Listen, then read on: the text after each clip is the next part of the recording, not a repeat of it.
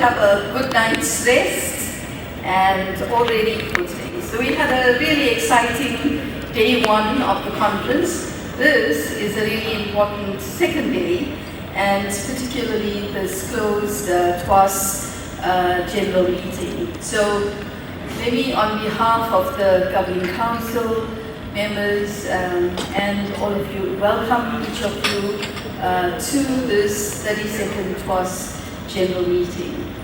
You all would have received before arrival a nice package of documents. We figured some of you have long flights and you can use the flight time to catch up on reading, and so all of the information is there because we only have about 2 hours to get through quite a long agenda and a very important one.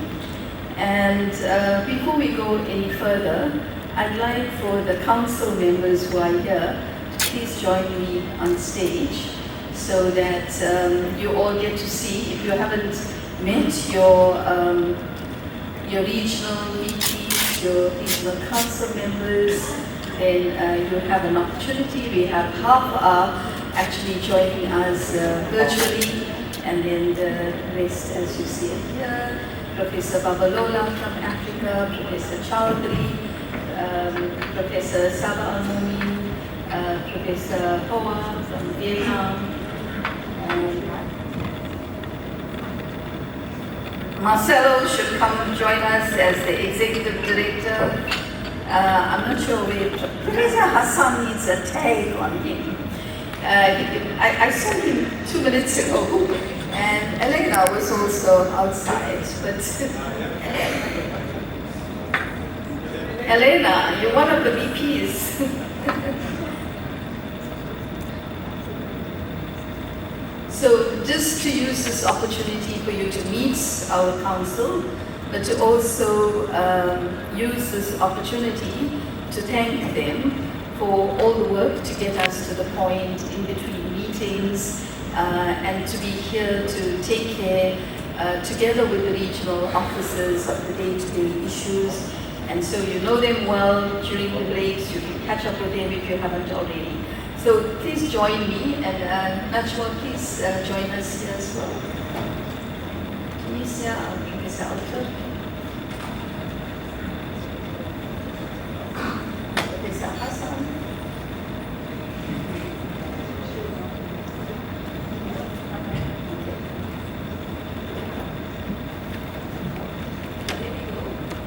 We are here to serve you, and we are comfortable to be here.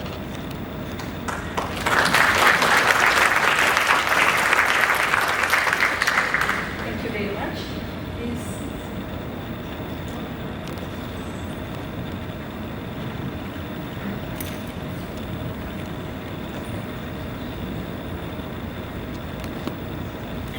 So, as I mentioned, we have a fairly full schedule. We want to get through most of it. We've highlighted for you a few items where we have to discuss and make decisions. But if we think about the minutes of the last general meeting, we encourage you, if you had any comments, to reply via email, and so we can move ahead and adopt those minutes as we've not had any comments or queries on those. So I'm going to move on and request a slide for the next agenda item. I'm looking for Antonella. We look like we're a little bit ahead of the audiovisual.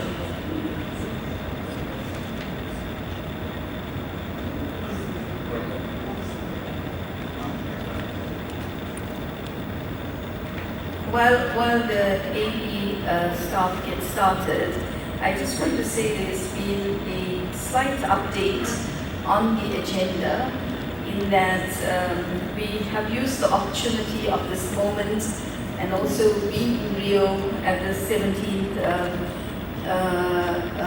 meeting to prepare a declaration. That declaration at this point is a draft declaration, that we would like to share with you before the session ends, and then you will have time to look at it, make any more changes, and hopefully before we leave Rio, we can have one that we're all in agreement about, that we would like to go out in the name of this meeting and the city where this 17th General Meeting is taking place, and the 32nd General Meeting and the TWAS General is taking place. Okay. So, have the next slide out.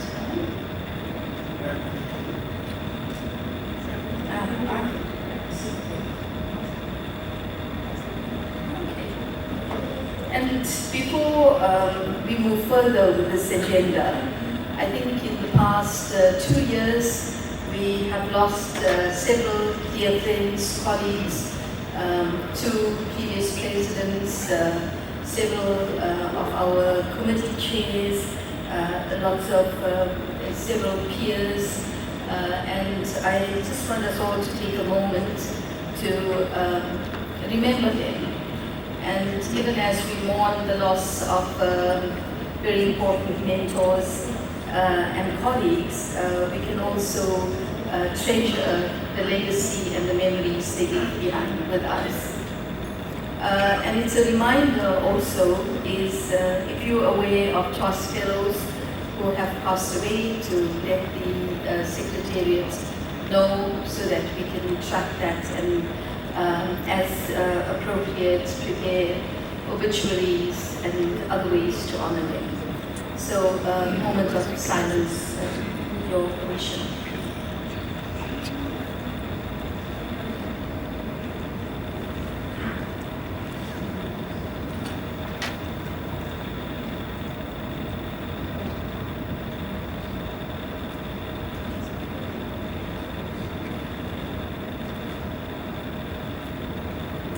Thank you very much. Yes.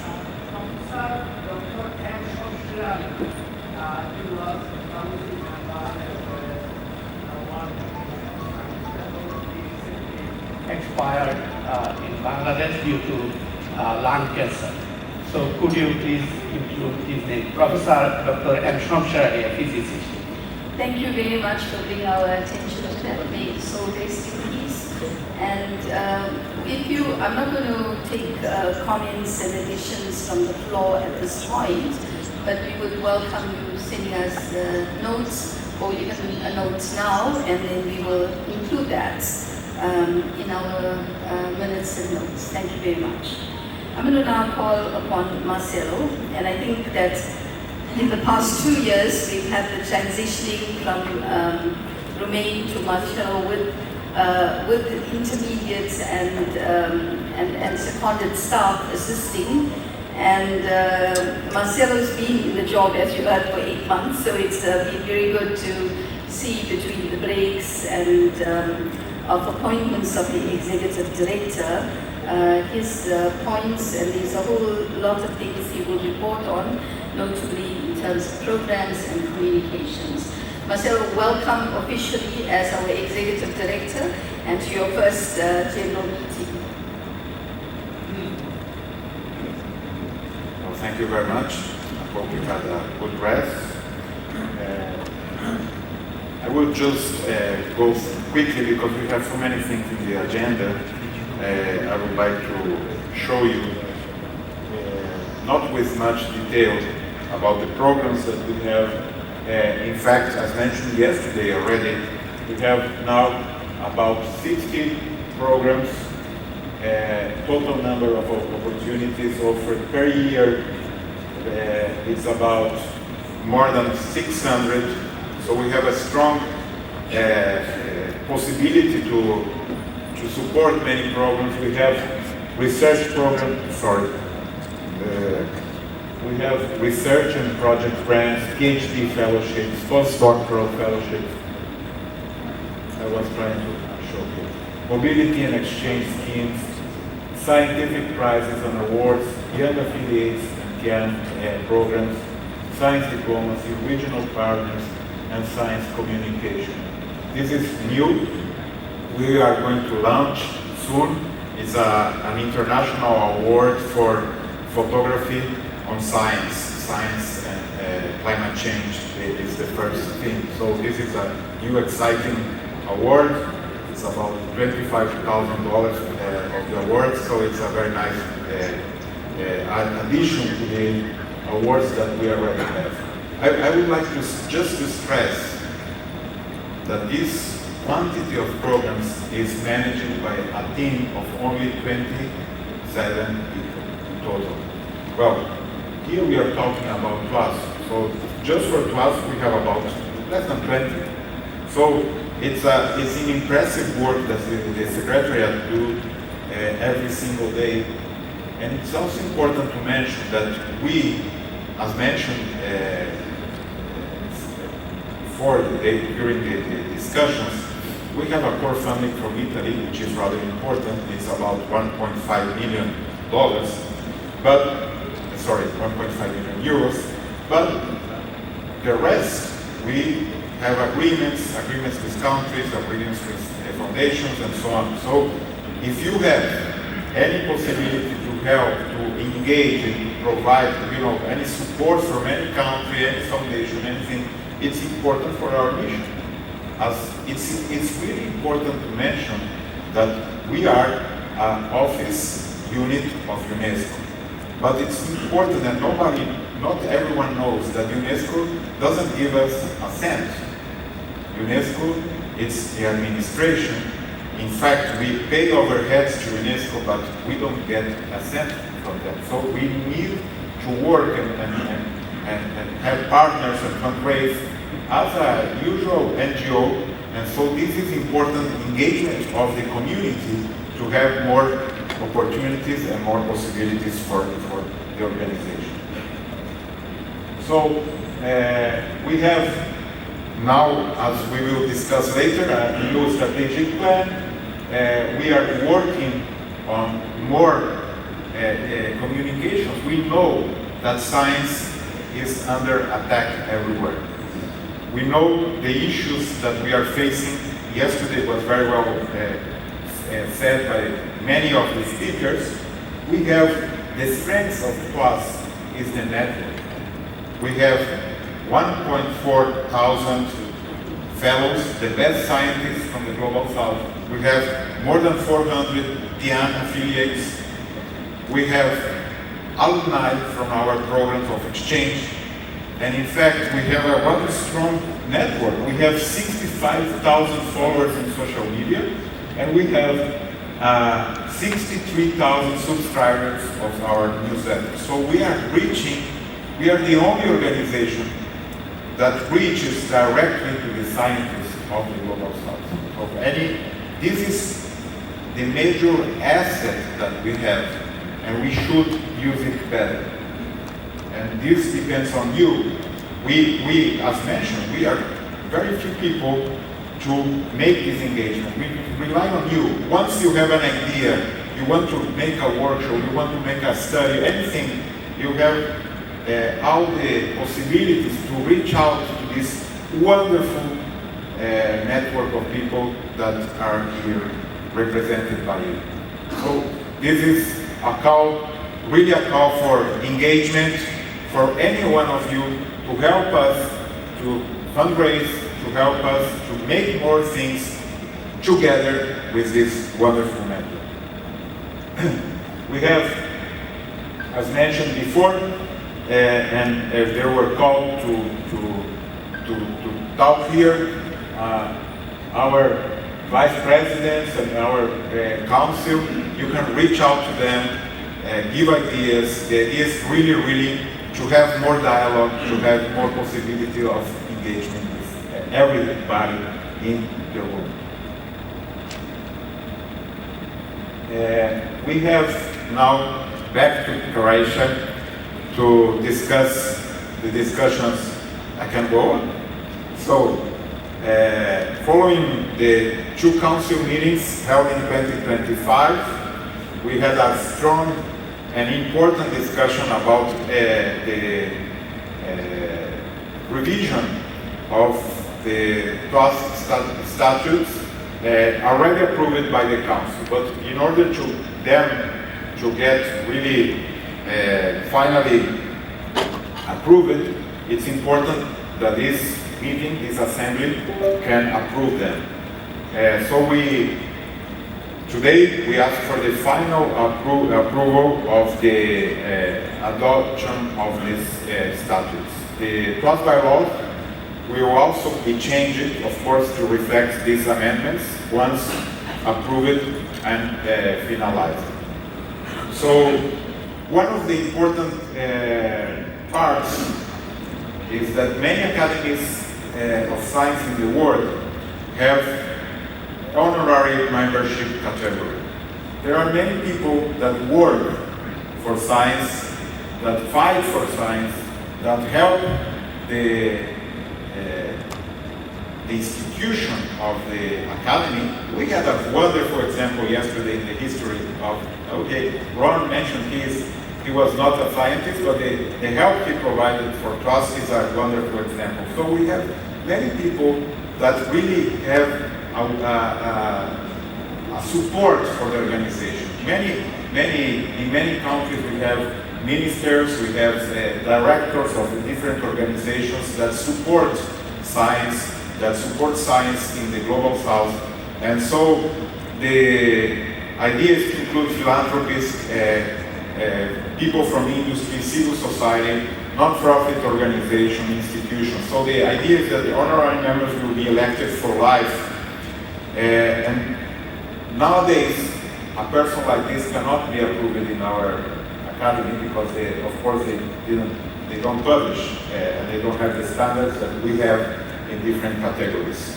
So, and the idea is to include a specification on the number. So we cannot have a big number of these honorary members. So the idea is that the number of the elected per each year with a proposal of a maximum of 0.5% of total new fellows elected per year.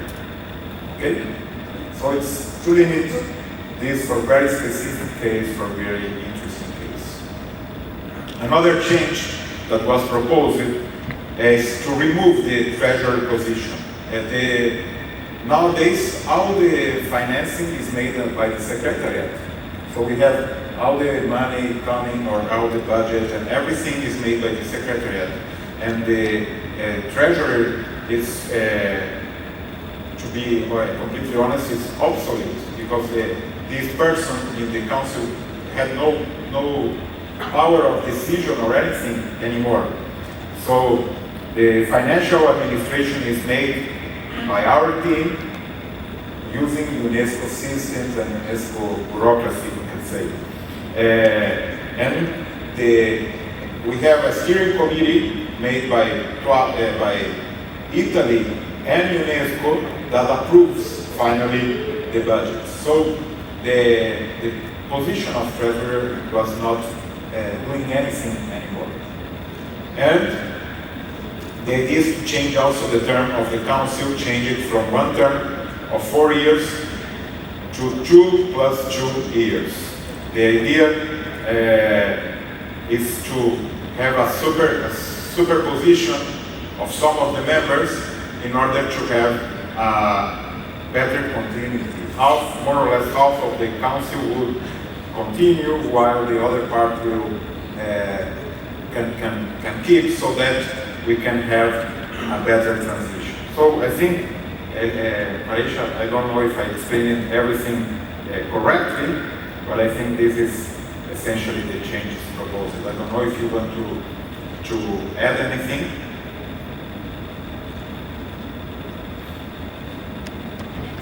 Thank you very much, Marcelo. I think you've presented well the rationale behind these statutory changes that we are proposing and approved by Council. And I guess if there are any points or discussion on these changes, if not, we will take that as approved.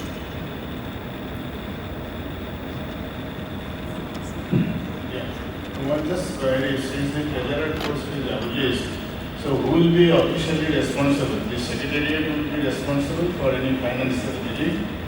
Who who is the responsible person in case of non-living? So the budgets are presented to council. The council provides oversight for that. In addition, is a steering committee that has UNESCO representation, TWAS representation, the Italian government and other funders who sponsor us. So that the steering committee is really the accountability mechanism for all expenditures, for incomes and balancing all of those. Thank you for the clarity.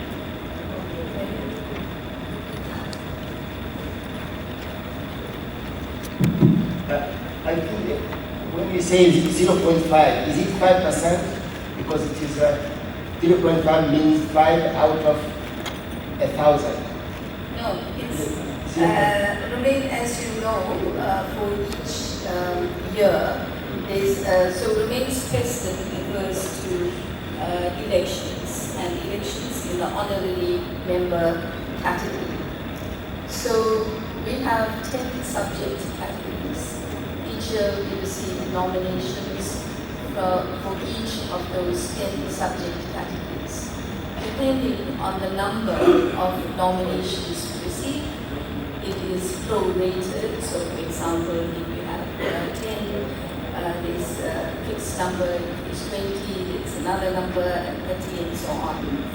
And that's all managed by the TWAS Elections Committee, first through the max. And in any given year, we can have, as you will see from the ballots you'll be receiving later today for this coming year, will be about 50 to 60 newly elected members. So with adding the new category of honorary membership, whatever it is for that year, so if it is 60 new members that are being elected across the 11 subject categories, not more than 0.5% will be honorary members. So honorary members will be a small proportion of the entire cohort being elected for that specific year.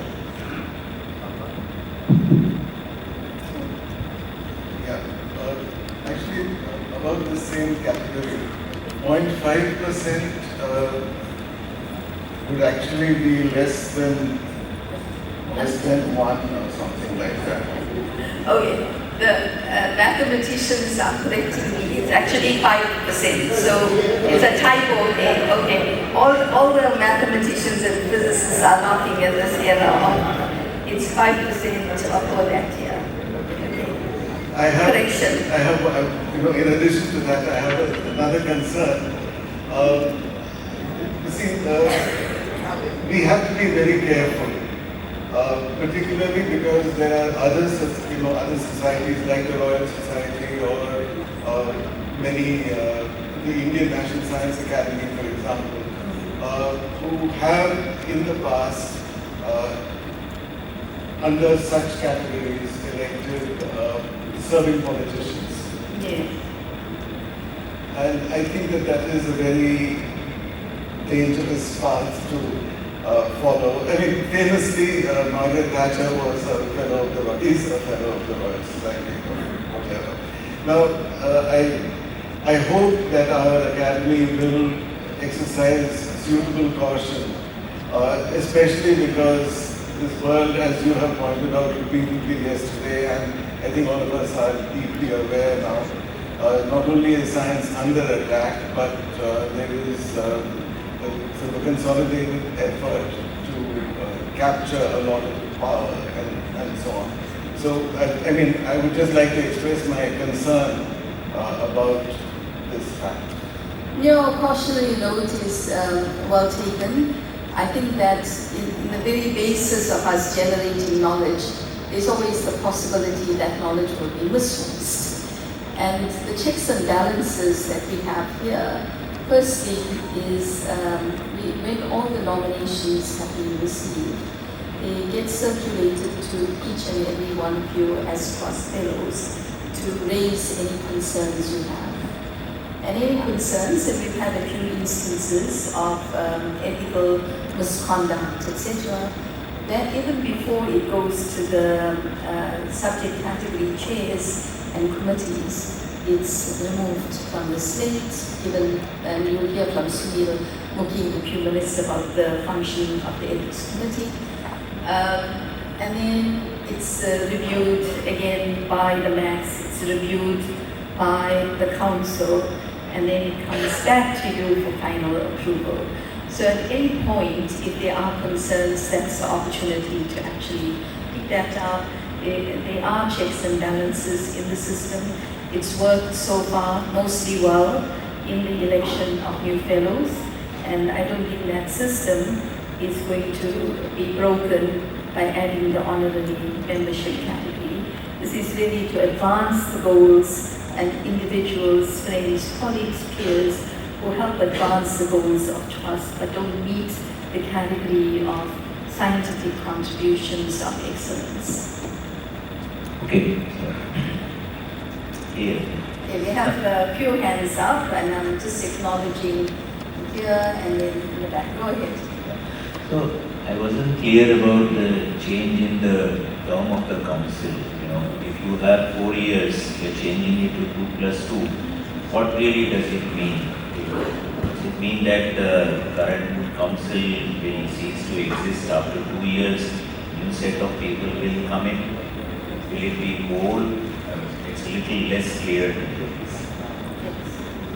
Very good. So with this, so what we found is that with council term of office, it takes nearly a year to figure out with the new council coming what's going on.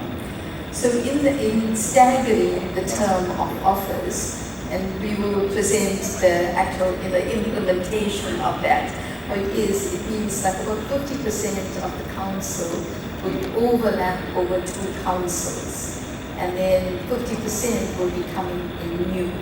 So the staggering means you have continuity between councils, but you still have a 4-year term of office.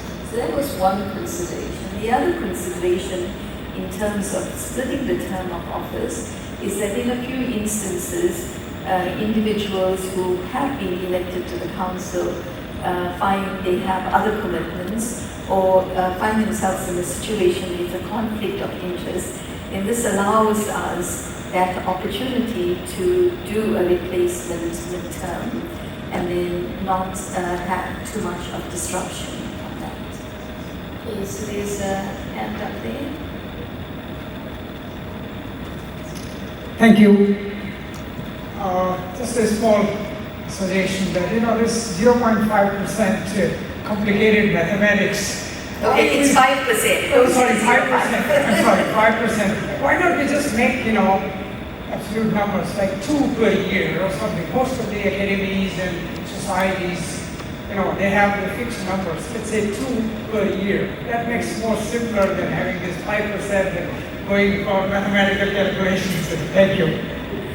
I think that maybe the operative word there was a maximum.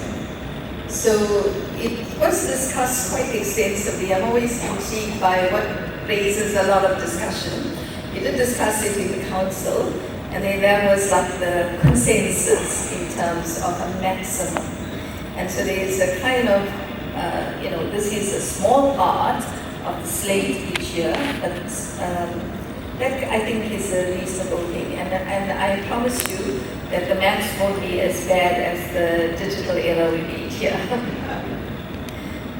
There was a hand up here. What's the mic? I think it's somewhere here. While you have the mic, go ahead. I think it may help if you have a point to make, if you could just stand up and then the mic will get to you. Go ahead. This is my first meeting with TWAS as a fellow, so part of my ignorance about the process of building a council for TWAS. So there are so many countries, I think more than 150 countries are represented in TWAS, but the council is limited numbers. So is there any opportunity to create a strategy that in rotation, different countries will have representation in the council over time?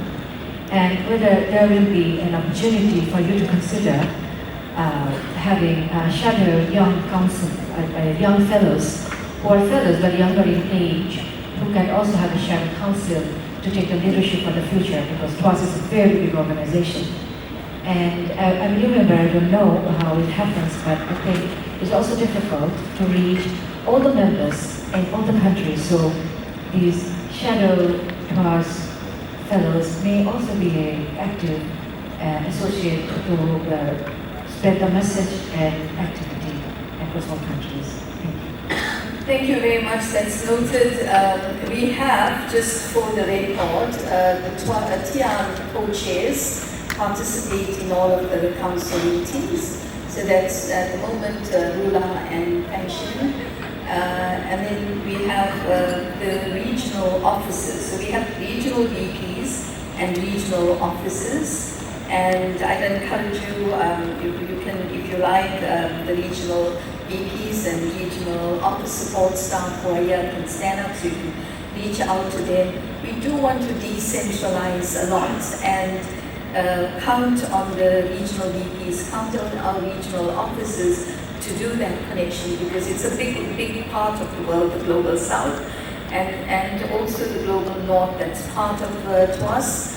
And in order to reach everybody, we can't do that centrally. It has to be through that. And we also welcome active engagement of doctoral students, TIAN members, so that we can actually have that inclusivity and a good reflection of the regional differences, regional challenges, unique things, and so on.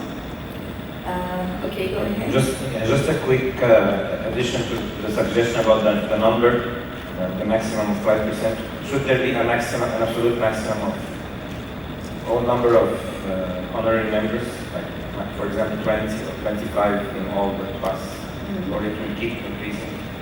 I think that at this point in time, it's a new category.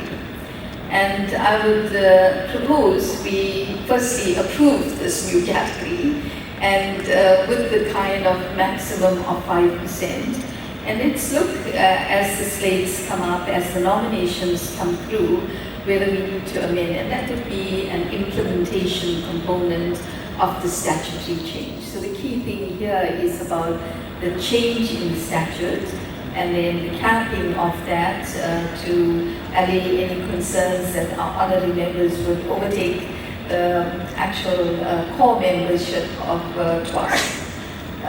So I'm going to take one last point here, because we do have several other items where we have to make additional decisions into account. Thank you. I think the honorary membership category looks on is really a good decision to bridge with the society. We have scientists always isolated. My point is, although explained here, is it possible to set the eligibility criteria for the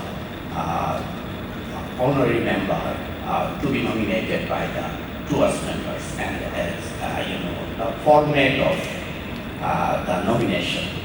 Yes, thank you very much. And I should say that we had a long discussion during the council meeting because we have to constantly review. So criteria are set up at a point in time, and we've appreciated in this council the importance of reviewing those criteria.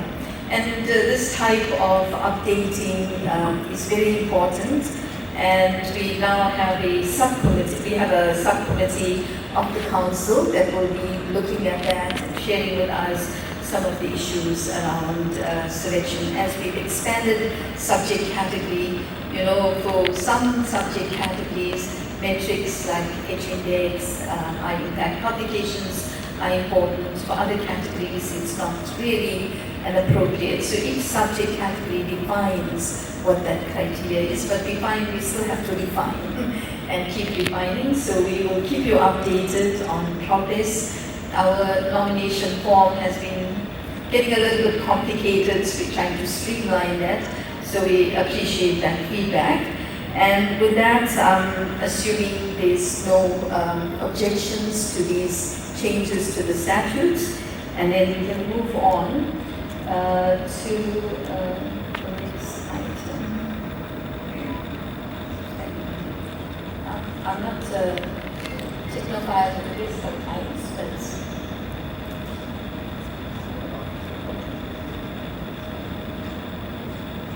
maybe we have the next slide.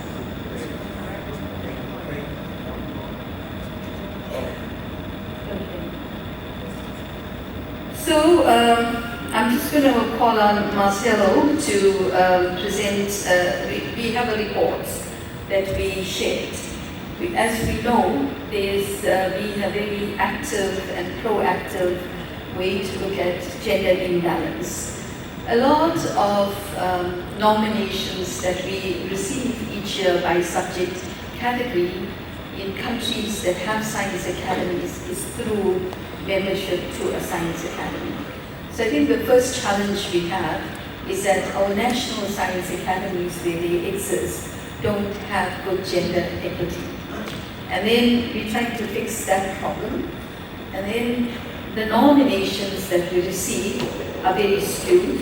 We have about 80% more male nominations than female nominations. Subject category chairs and committees looking at what has been received, and we find that at the rates that we go in, maybe in about 40 or 50 years, we may strike parity. I think many of us are on the wrong side of 60, and if you're going to be waiting, you'll be 100 and something or the other.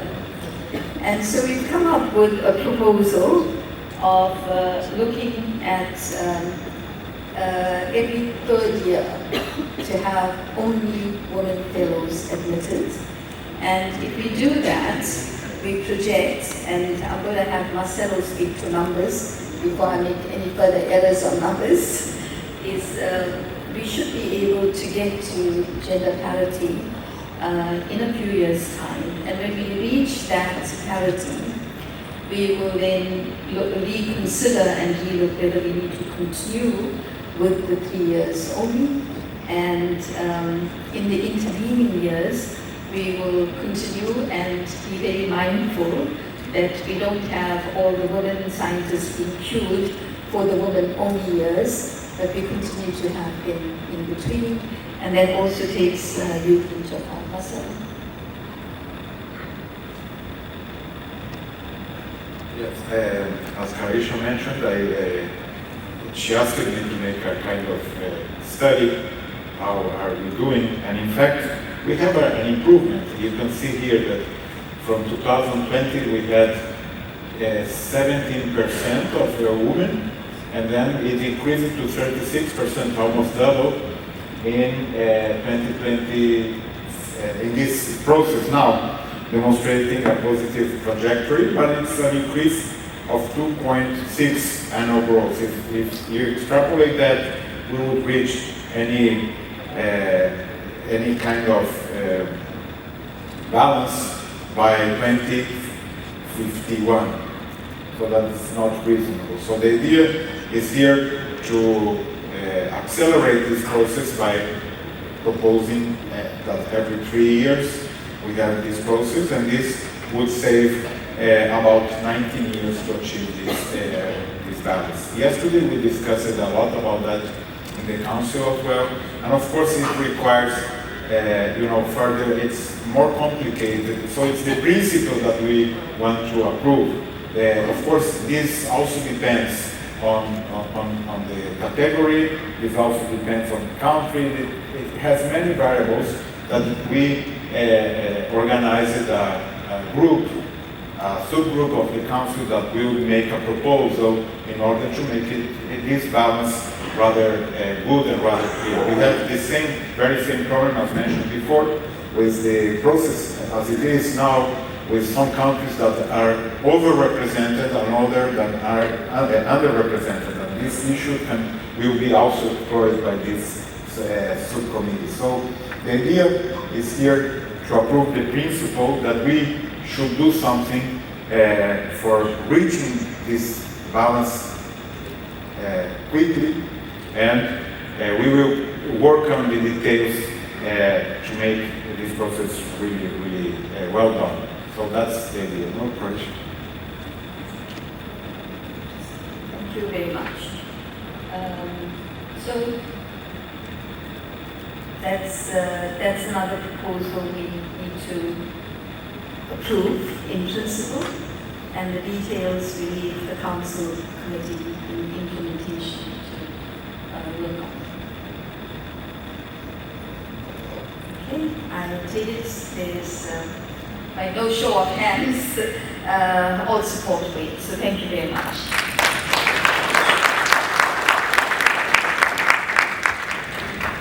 Okay, so in the past few years we've had a few complaints lodged against fellows. We've had a few against nominations received, and so I'm going to call on Sunil Mukhi.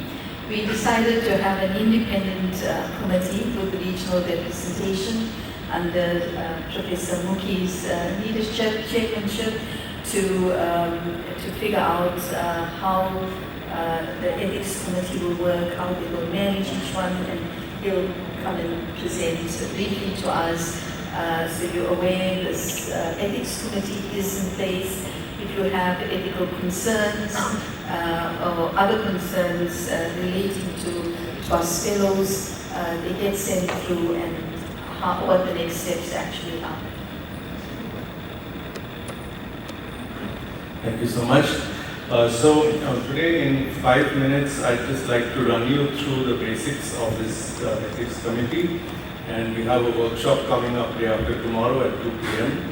Which I request you all to attend, where we'll tell you a lot more details. So to start, we have 6 members in this ethics committee: Rula Abdul Masih, Emmanuel Kasimbazi, Claudia Bowser Medeiros, myself, Martin Gritschel, and Fang Shin. And we represent 6 different geographical regions. And some of us are here. Claudia is here. Emmanuel, I hope, is here or will be here. Rula is hopefully on the way. There's a passport issue, but in any case. So these are this is the committee. Wow, it's a lot of buttons. Yeah, good. So when this committee was formed by TWAS in July-August 2024, and we were given a mandate, and there were 3 parts to the mandate. One was to develop a code of conduct for TWAS members. The second was to develop procedures to investigate any complaints of misconduct, alleged misconduct. And the third was to review allegations of misconduct that we do receive and recommend suitable action. So now the first code of conduct that was done in October 2024, and we submitted it, and the procedures document we submitted this year. And so both of these are now official documents and approved. And I'll come back to them in a minute. But I want to start by talking about why we need this committee and this activity. So everyone here would like to be ethical, and we often think that's just an obvious thing because we are good in our minds, we will be ethical. But it's a very complicated subject. And for example, one needs to study a little bit to find out what actions are actually ethical and not. And everything we do in research carries some risk of some form of misconduct. And yet, of course, we cannot stop doing research just because of the risks. So there's a certain attempt to balance innovation with the risks of committing some form of misconduct. Now, that's most of us, I would say, the people who really want to be ethical. But sometimes we suspect, or we see signs, that people are not being ethical, and there are actions which arouse our suspicions, but it's difficult to go beyond suspicion and try to see whether there is something really wrong happening, whether it's something a little bit maybe not in the best of taste, or it's something that's serious, that's intentional, and that amounts to fraudulent research or some other kind of fraudulent behavior. When it becomes clear that someone has committed misconduct, which can only happen after a committee investigates, what should we do about it? Now here again there's a very wide range of types of misconduct which we'll be discussing on Thursday, and the penalty might just be a note of concern saying what you have done is not really ideal, all the way to suspension from the fellowship if something has been done which is deliberate and serious.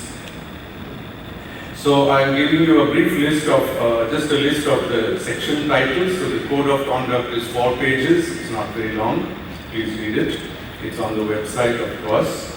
So conduct of research, publication of research outputs, inclusivity and the workplace, education, training and outreach, so that is ethics in the process of education, science administration and leadership, ethics in that process. And so these are the 5 basic topics that are covered by this Code of Conduct. The procedures for investigation is a separate, also 4-page document, and this spells out how one can complain to TWAS about a suspicion or allegation of misconduct, what is the procedure that TWAS must follow, starting with the President and the Executive Director, and then going on to the Ethics Committee, and then finally what action, what kind of actions can be prescribed. So I think this is my last slide. I'll just quote from the Code of Conduct just to set a little context of what we want to communicate. So the ethical behavior of TWAS members, by members we mean TWAS fellows and young associates, should be an example both for other scientists and for society as a whole. They are expected to act responsibly towards society as disseminators and defenders of science and to promote adherence to scientific methods. From section 2, conduct of research, the goal of all academic activity is the production of trustworthy research. Its basis is scientific integrity.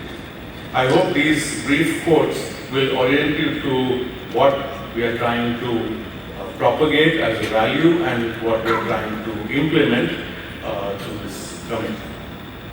Now the committee will, I should mention the Code of Conduct, I believe, is now binding on all fellows and members, and it will be revised periodically, so if there's something you feel needs to be added or changed, you are free to suggest it to the TWAS Executive Director's office.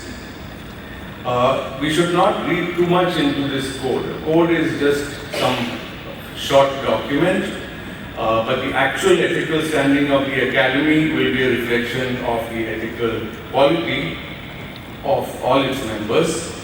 And you should be prepared that sometimes there can be false accusations. I believe the committee is mature enough to deal with these with maximum objectivity. People get very upset if we tell them that there's been an accusation against you. And the truth can be very hard to establish. It's not an easy task. Also, we have many nations in TWAS, so regional sensitivities come up, subject loyalties come up. I've been accused of, as a physicist, being anti-biology. It goes the other way, it goes all possible ways. You know, just if you find somebody guilty of something, often arises in people's mind that there's a hidden motivation which is really something else. So we have to work with maximum objectivity and professionalism, and we need to command the trust of all the fellowship. And with that I'll conclude. So this is the session. It's on Thursday, the 2nd October. And the speakers will be Rula if she reaches here, otherwise by video, Claudia who is here, Emmanuel and myself. And there will be plenty of time for the audience to interact. So see you. Thank you. Thank you very much, Sunil. And if you have any more questions, you want to know more about the Ethics Committee, Sunil is here and you can reach out to him and other committee members. I just wanted to make a reminder that these committees sometimes evolve out of necessity, but we also have several other committees in TWAS We have a gender committee, we have a climate change committee, we have an AI task force that's taking shape as the subject category is being developed, and then we also have a pandemic preparedness one. It started during COVID and continuing, and we have several members of those committees here. As fellows, if you identify a need for a new committee to be established either regionally or across the board, you can write to the Executive Director's office, and we'll review it within council and make decisions about moving that forward. So the committees are a way for fellows to be more actively involved. And it's for you to identify what are those priority issues and to figure out how we can make that and make your engagement more meaningful within the TWAS Academy. Okay, with that, I'm going to call on Marcelo again to briefly give us some highlights on the next strategic plan. As you can see, Marcelo arrived and got thrown at the deep end, and the TWAS strategic plan is a really important document that takes us from one council to another. It guides the day-to-day operations, gives all of us clarity on where the priorities are. So Marcelo will walk us through. You have a full document in your folder. Okay, thank you. So the idea was to prepare a strategic plan for 2026 to 2030, and of course we need the approval of this in this meeting in order to proceed. I tried to start this process as early as possible. Once I got it in December, I then had to understand a little bit the organization, and then we started the process in April, and we made consultations with all stakeholders. We sent some versions to fellows. We made several meetings, tried to include and review global trends, scientific developments, the policy frameworks, of course, the previous strategic plans, the lessons learned, and I received many feedbacks that I tried myself to include in this document. So we had a very much discussion about the mission, tried to incorporate what really TWAS does, is to advance scientific excellence and cooperation in the Global South through capacity building, knowledge sharing, and collaborative networks that drive sustainable development and social progress. And the vision is to be the premier global science hub, empowering researchers and institutions in the Global South to lead transformative research, shape evidence-based policy, and build a more equitable and sustainable future. So I think this includes all the activities that TWAS really does. And then we finally have something that we didn't have before, the core values as equity and inclusivity, excellence and empowerment, integrity and transparency, sustainability and impact, collaboration and engagement.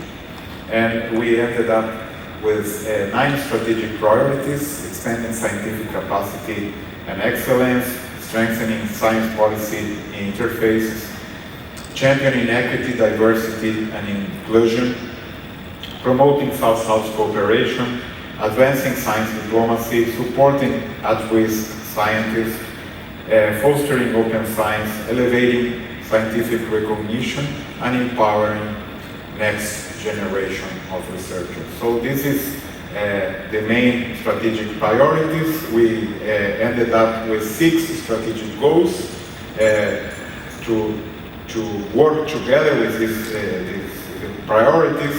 So it's the scientific excellence and capacity building, science, technology, and innovation for a sustainable development, equity, diversity, and inclusion, science policy integration, South-South cooperation networks, and organizational excellence. And from the strategic goals, we have at least the number of, some strategic projects that we are following closely and see how they develop. So we try to do a standard strategic plan process. Everyone who already did it sometime will recognize some of these plans here. So the idea was to you really build upon the previous one, put here emphasis on some important parts like science communication, the equity, and this important issue of science diplomacy and science dialogue. So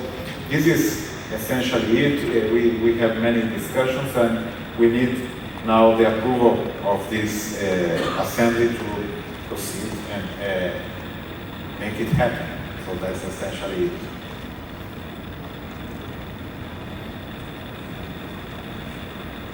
Thank you very much for a very comprehensive strategic plan.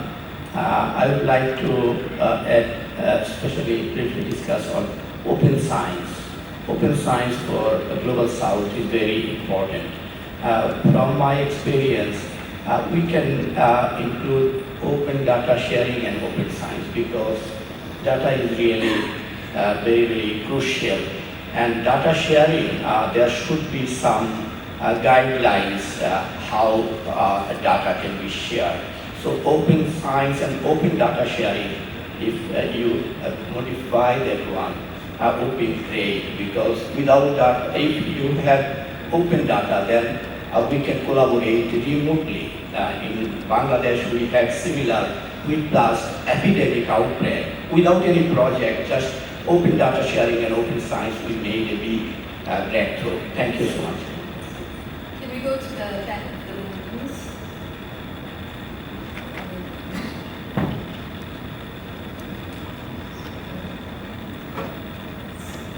President of TWAS, Professor Karim.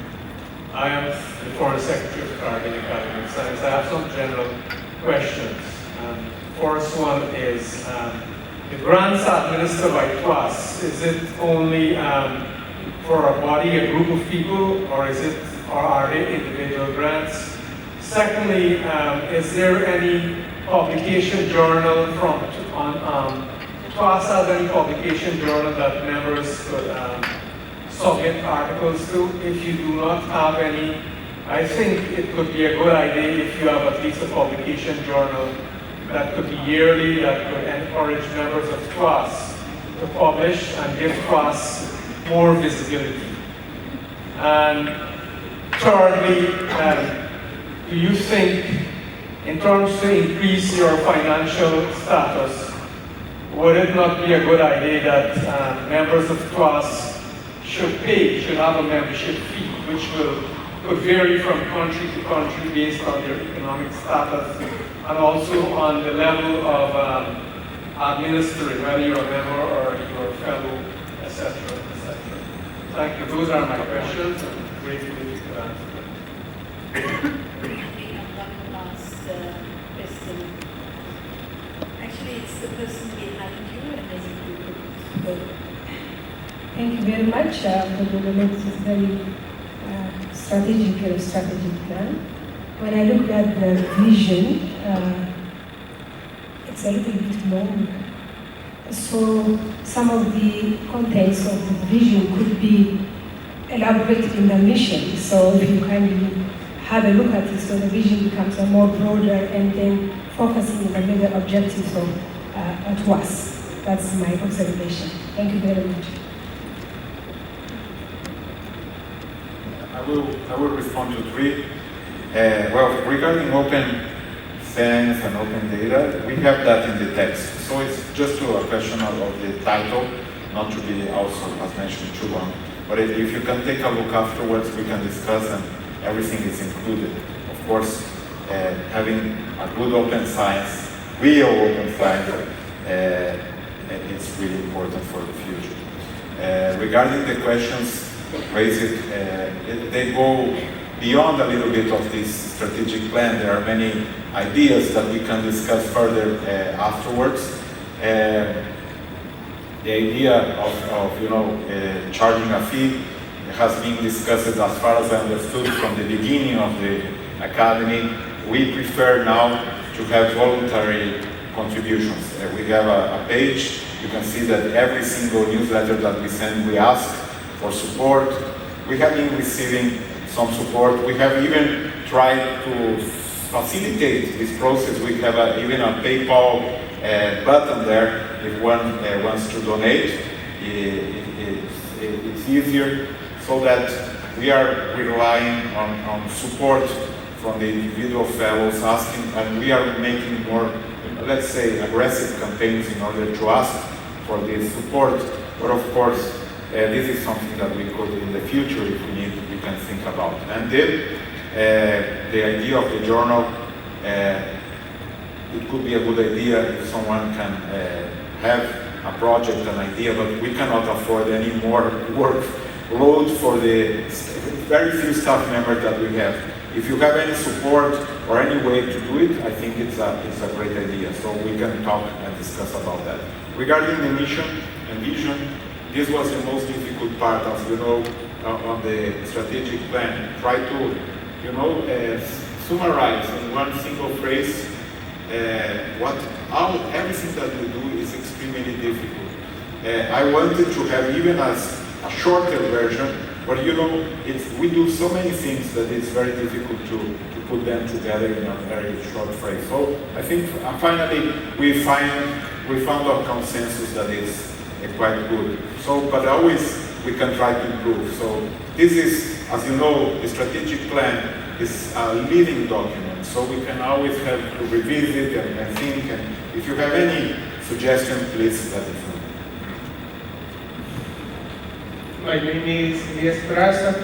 I'm from El Salvador, and I would like to aggregate an initiative for this strategic plan. I propose the creation of an SDI, a Sustainable Development Indicators Observatory, at TWAS, based on the Frascati and Oslo models from OCDE, but focus on the interest for the Global South. Is all. Thank you. Thank you very much. That's a great idea. We can discuss it later. Thank you very much. This is a wonderful strategic plan for 5 years. And the strategic goals and strategic priorities, they're very timely appropriate. And maybe they're discussed in other meetings, but I'm curious to know, do you have any plans for evaluation, midterm evaluation of this strategic plan? What would be the process or indicators to demonstrate that TWAS is achieving its strategic goals in due time? And whether there will be an opportunity for course correction for achieving these strategic plan, So the strategic plan is done very deliberately, very broad. It's in the implementation and the specifics that the heart of it is. And we do, at every council meeting, review progress on the strategic plan, and we provide updates to our annual meetings, the intermediate ones that are virtually held. So there isn't like a formal evaluation, but we use the strategic plan to do an implementation, and then that's monitored with indicators.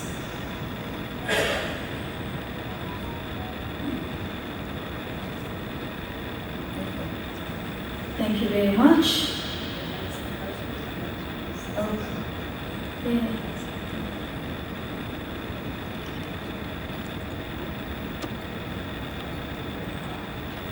Thank you. I'm Ayman. I was sitting on the same line with the idea of having a journal or publishing house for the TWAS, and we respond to Marcel's request for a response about just present initiative. I think if TWAS can just facilitate, because we are from different disciplines, so if we can have volunteer, I would be happy to support this initiative and take it forward further. Especially there is some publishing house that offer free of charge of publishing for people from developing countries, and that I think again we should capitalize on it. So we're happy to support and get this initiative to lead from other disciplines. Thank you.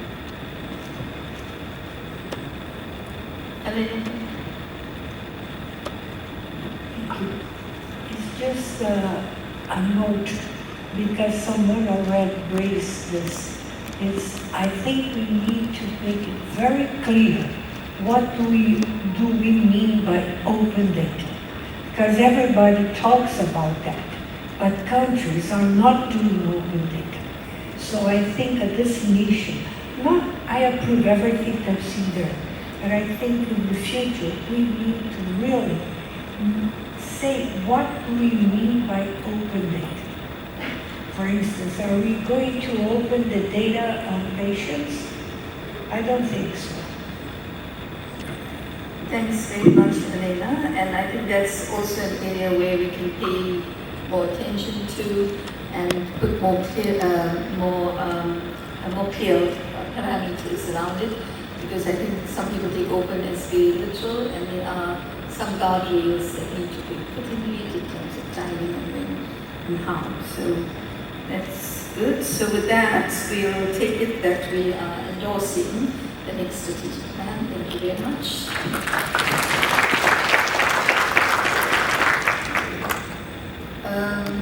Is it on the strategic plan?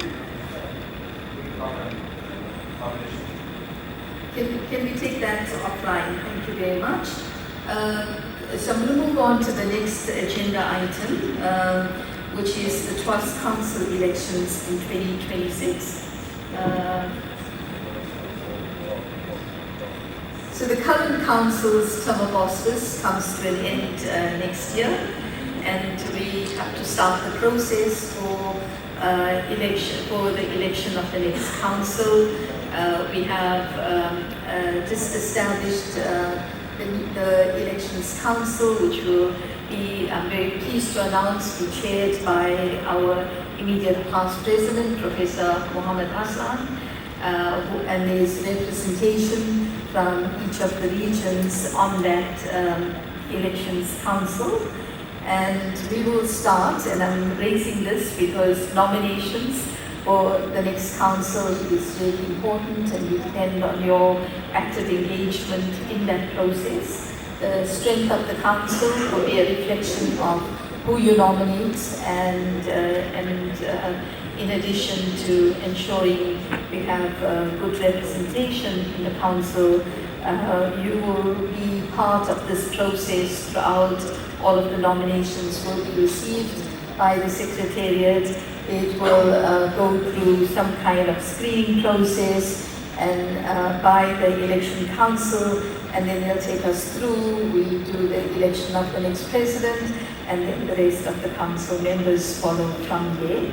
So it's more for noting, one, and two, for getting you to think about who you would like to be nominating from your regions in terms of membership to the next council. So that's really for noting. And then before we announce the next General Conference, if we do have the next General Council announcement individuals here also.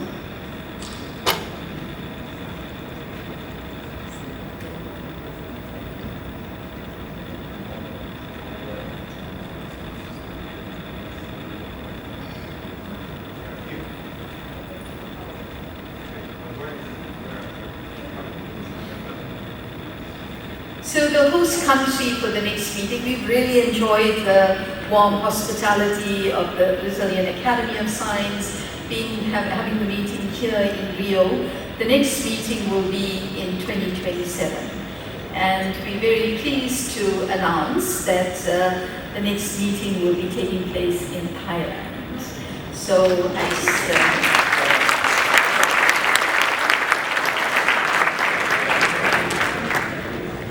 and we would now like to hand over to the host of the next general meeting to walk us through what we can expect and anticipate. I should say that we had a very competitive process. There's been a lot of interest in hosting, and we're really excited that many countries want to host the general meetings, but at least for 2027. And then again, the sort of thing, if you want it to be, if you want to host a general meeting, you can get in touch with the TWAS office, and we'll walk you through processes and procedures that need to be completed, and then the council reviews all of the information received before that decision is made. And then we hand over to our host for the next meeting. Thank you very much.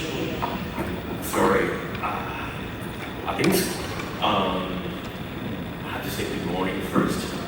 Ladies and gentlemen, distinguished colleagues, friends.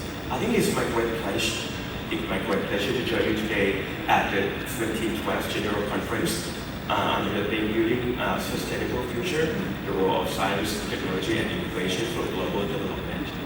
On behalf of GSI, or Thailand Science, Research and Innovation, I'm delighted to share Thailand's vision on our reforms in science, research, and innovation system, our aspiration as a committed partner in the global knowledge network.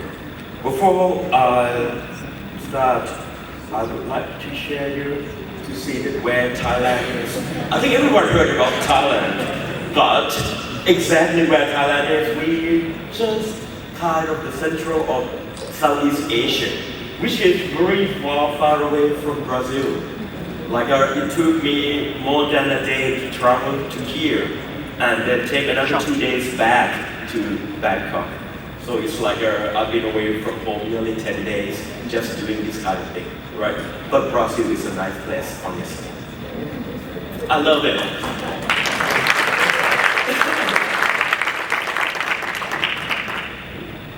All right, okay, Thailand has set a clear direction through our 20-year national strategy running from 2018 to 2037. It's rather strange. I think since our political system is not that stable, so we decided to make something more concrete. So we have to have a 20-year plan. The goal is to become a developed country. This is our ambitions, all right, to develop country with security, prosperity, and sustainability.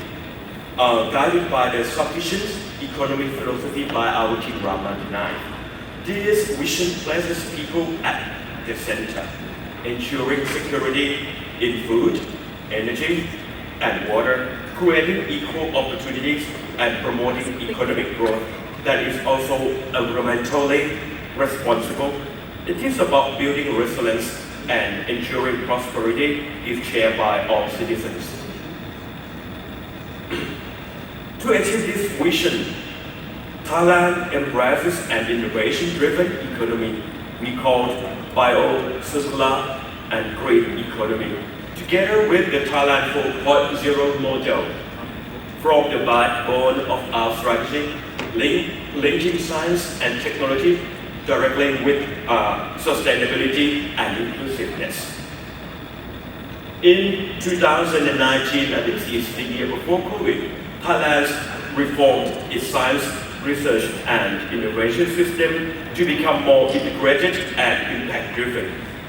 The Ministry of Higher Education, Science, Research, and Innovation now coordinate universities, research, and institutes and industries to strengthen human capital and technology transfer.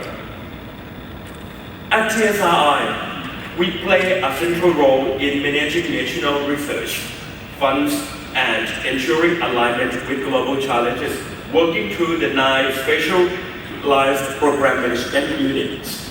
So very similar to other research systems, TSRI, we looking at the funding or the budget for Thailand and manage the budget through 9 PMU. Our funding allocation, our investment reflects this commitment.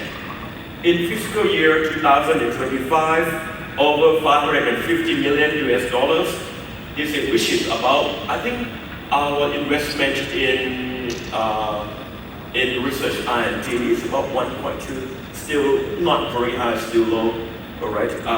It's allocated to science and research and innovation. 36% support economic development, 33% society and government, 12% frontier research, and another 12% on manpower development. This balanced allocation ensures that research is not only advanced but also useful, equitable, and suitable.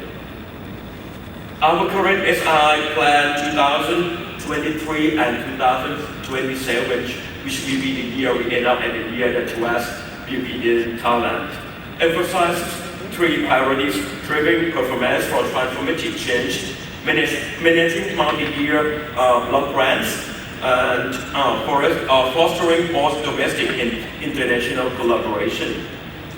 Our plan is built on 4 pillars: developing the economy, improving society and the environment, advancing frontier research, and building manpower and brainpower.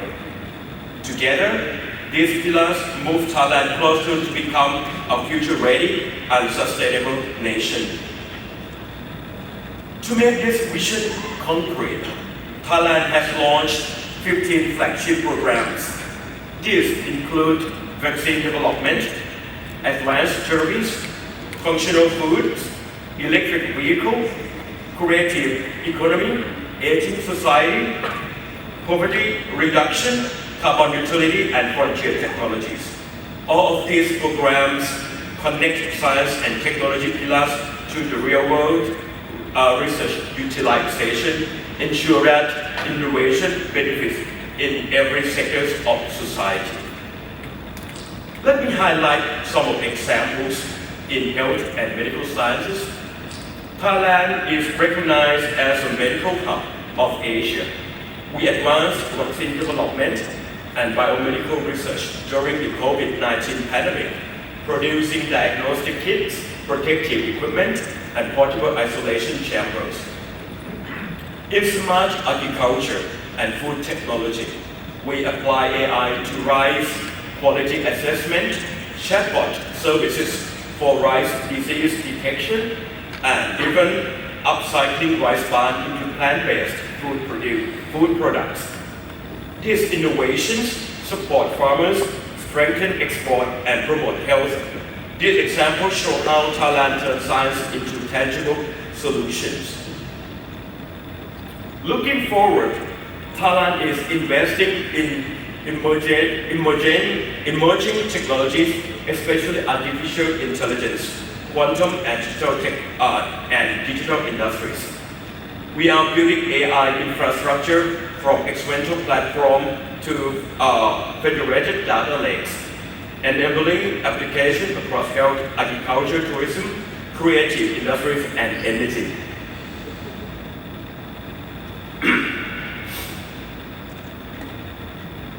This ensures that frontier technology are not confined to the laboratories, but integrated to the economy and society.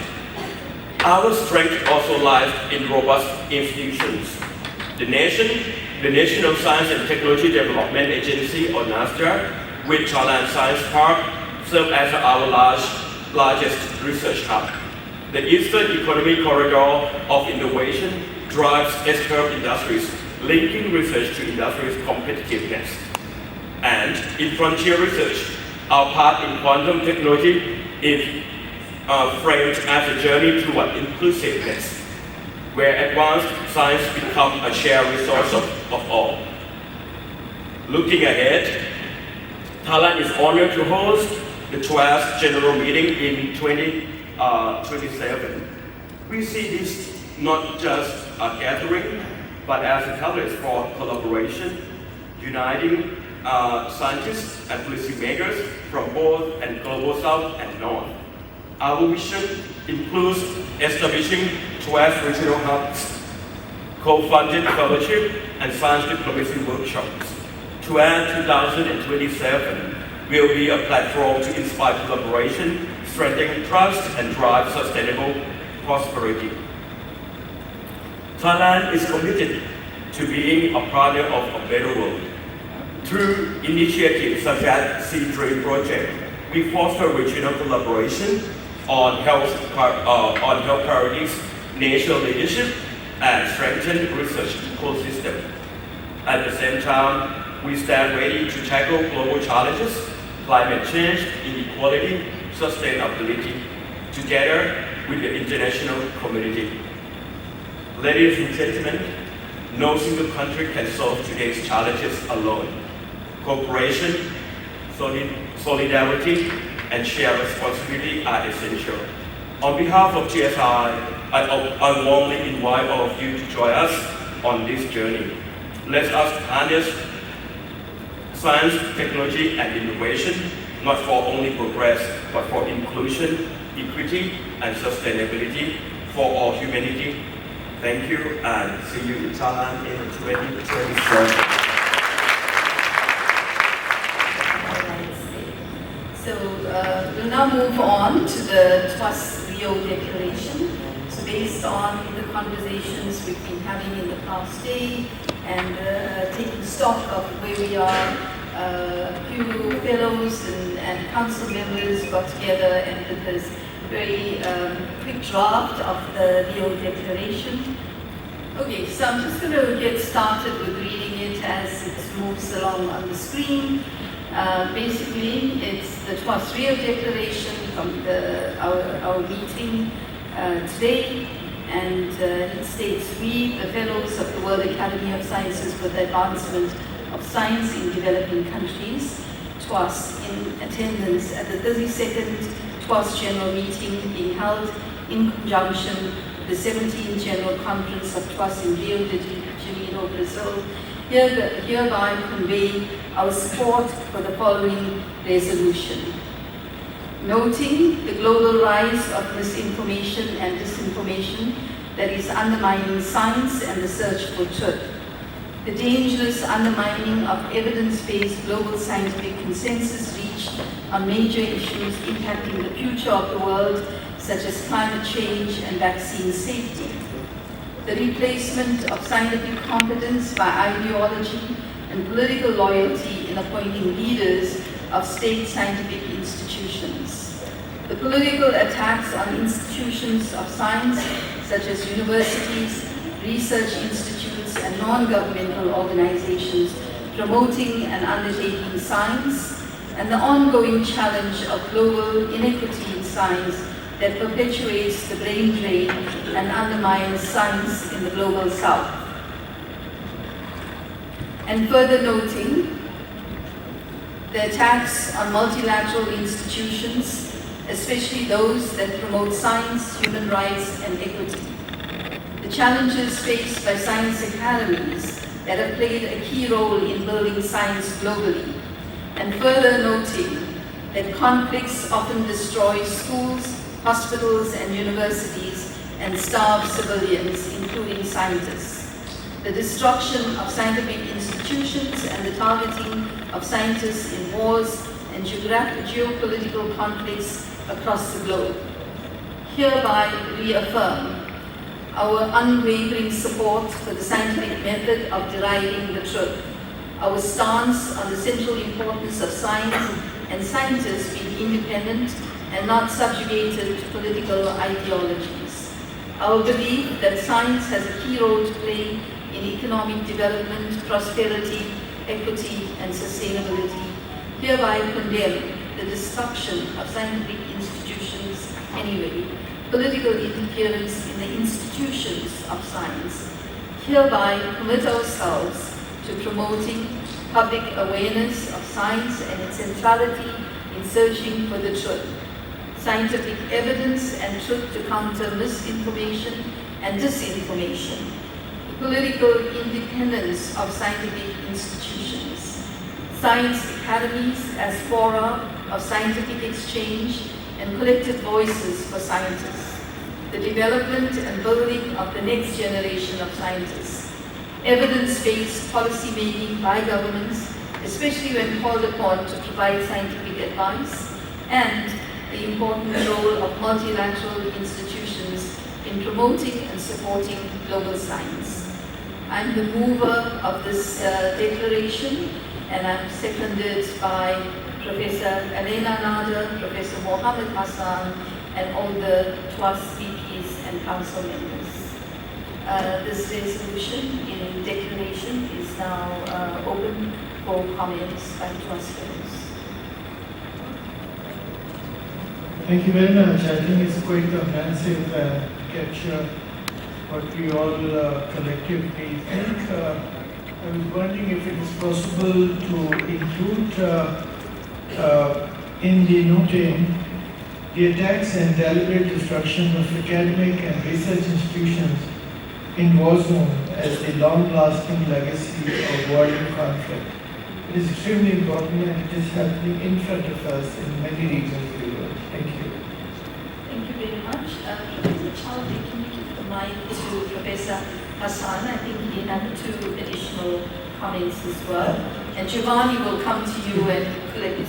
Thank you very much. I think he has already included them in the last version. Is that true, Giovanni? Yes. It's included in the last version. Can you just repeat the additional points? Well, the additional, the first one is that, as we all know, there is now a huge problem when scientists accepted to advance their studies in the US or in Europe because of these visa problems. Okay, the 3 points, I will read them. The ongoing challenge of global inequality in science that perpetuates the brain drain and undermines science in the global south. The growing complexity in the national policy environment that is straining North-South scientific collaboration and the evolving immigration framework that may influence the mobility of students and researchers with potential implications for global knowledge exchange, and the reduction of funding for international research partnership in key areas such as health, agriculture, and education, hindering progress on shared global challenges. And then the final point about reaffirming our urgent call to strengthen South-South collaboration in scientific research and education, including the expansion of TWAS fellowship programs in postgraduate education and research.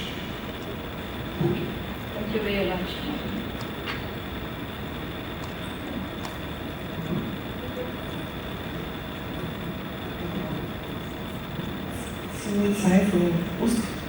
Brazil, São Paulo.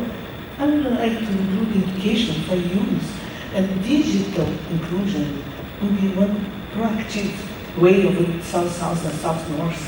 So it's stimulate a proactivity. So it's important that the youth, the young kids, to access to information and training and education. Digital way access. Okay, so Giovanni will work with you in adding that very important point, and so that's Sean is also here too. Any other? Yeah, go ahead, Sunil. Yes. Okay, so not only am I having difficulty looking and identifying, so if you would like to make a comment, can I ask you to please stand up so the staff who are coming around with the mics can see that you would like to make a comment and can come to you. If I heard right, there was a suggestion to explicitly condemn the destruction of universities and educational institutions. And I think that's important. Later, I would strongly support that suggestion, but I'm not sure that it was in the revised draft. So is it going to be added? It will because be, I think an yes. academy has to speak out on this. Absolutely, it's now in there, and Giovanni will arrange for the projection. I think Giovanni, if you could just add the comments in red, as you projected, so we can see what's being included to the original declaration.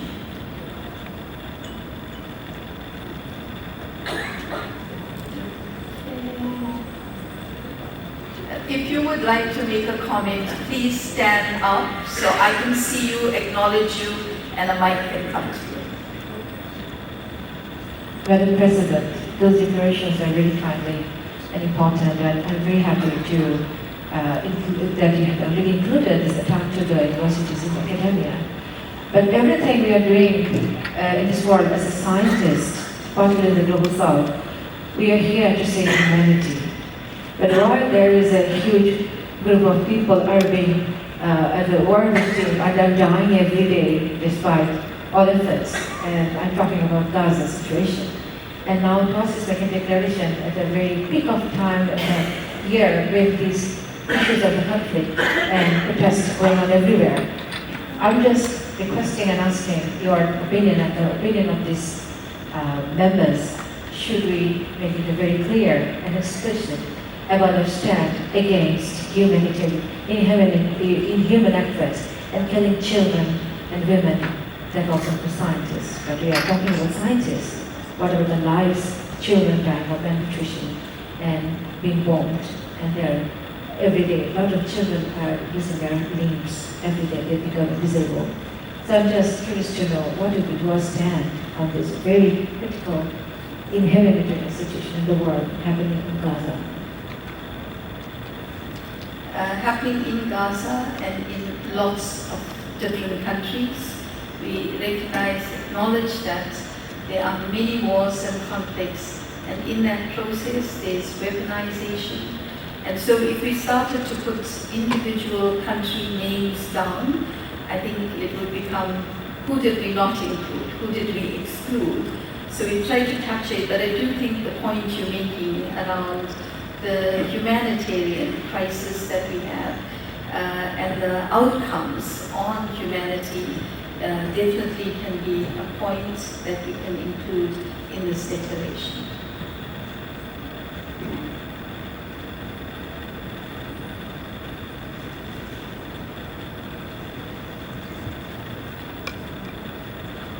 Thank you so much, President.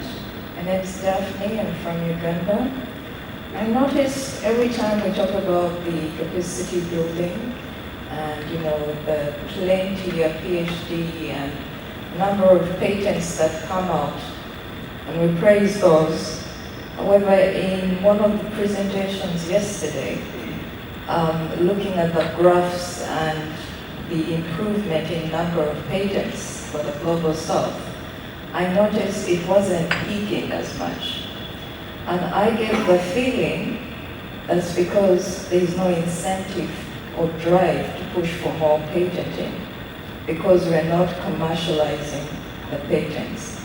So if we could include within the strategy, along the capacity building goal, the inclusion of capacity building for commercialization.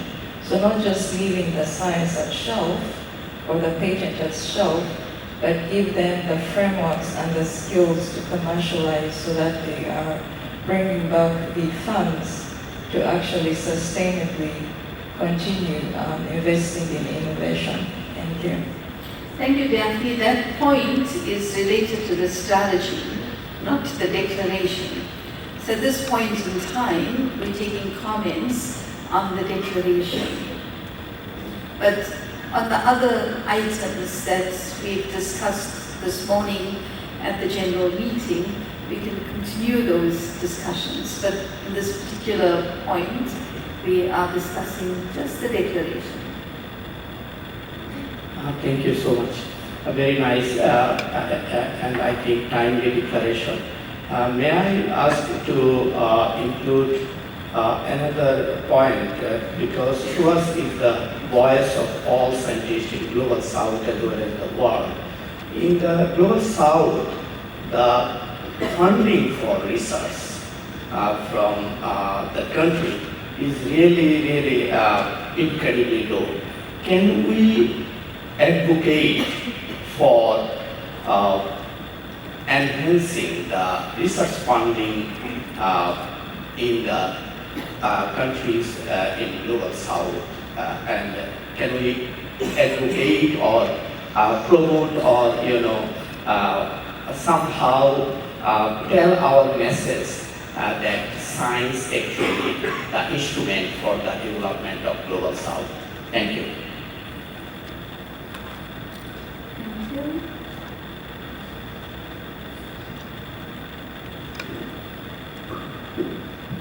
Thank you very much.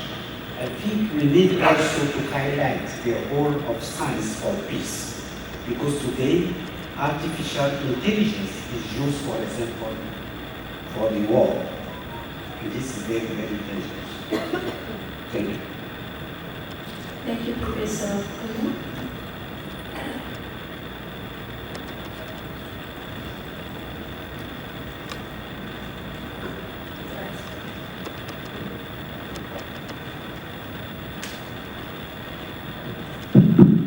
Good morning. My name is Professor Yadav from India.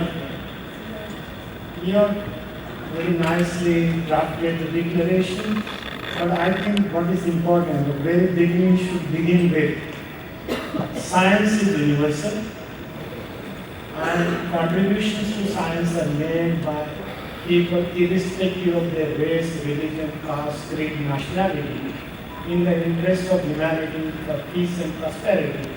And all other considerations are secondary. And it should be our aim to promote science, whether it is funding or otherwise, through peaceful means. And this is where TWAS will have a bigger role, because it is developing. And most of the advanced nations, they don't look at us everybody. That's my personal opinion. Thank you. Thank you very much. I think those are very important points to add in the preamble to this declaration.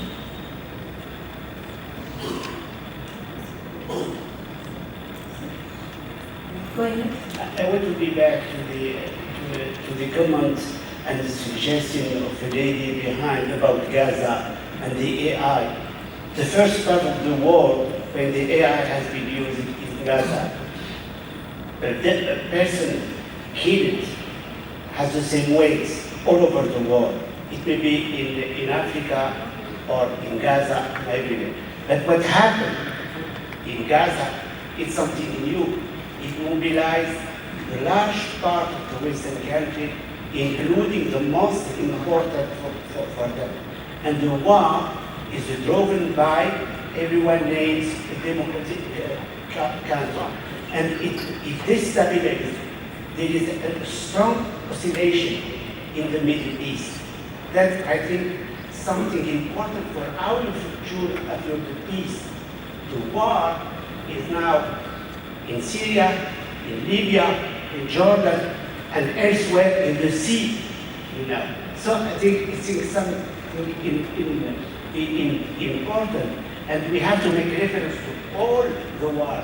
And Gaza is something a little bit different. It's got a person from different religions, Christian, Muslim, and other. So it's something that my university, the University of Bordeaux, has been the first university to set up, a project with the university, with the Palestinian University. I had myself set up the first PhD program in Palestine. It's now destroyed.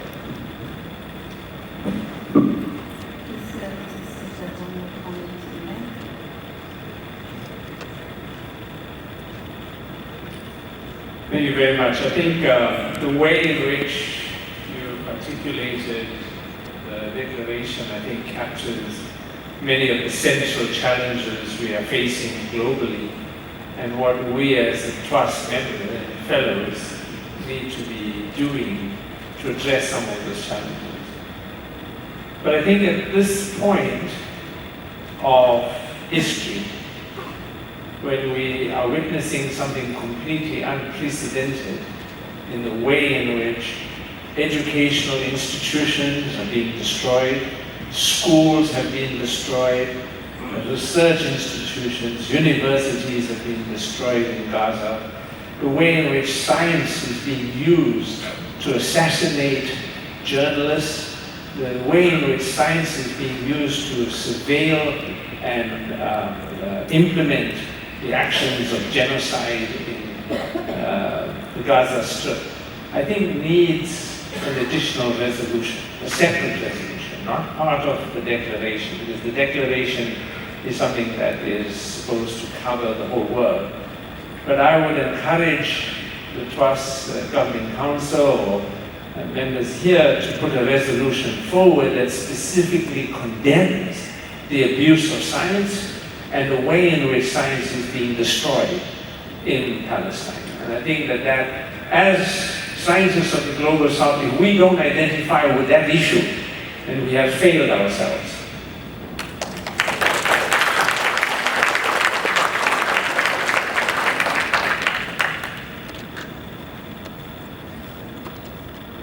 Hi, good morning. It's just to reinforce the declaration as is without naming specific events, because this way it will last longer and have longer effects. So we may have other different resolutions, but as you said, it's best not to put names and places because it will last forever. That's all. Thank you. Another comment here.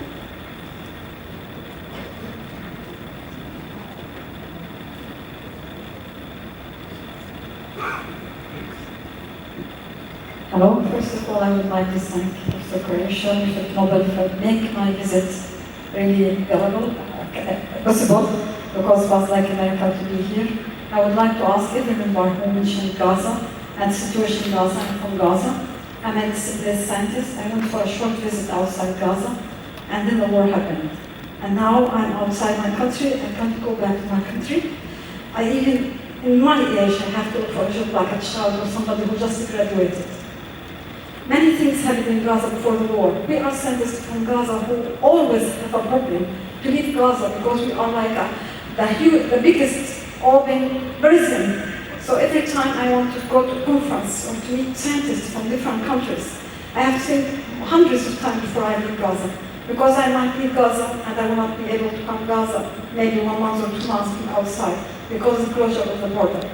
I remember in the 2014 I went to a conference twice from Oman. And I left, and things happened in my house. My brother was very, very sick, and I couldn't come back because they closed the border.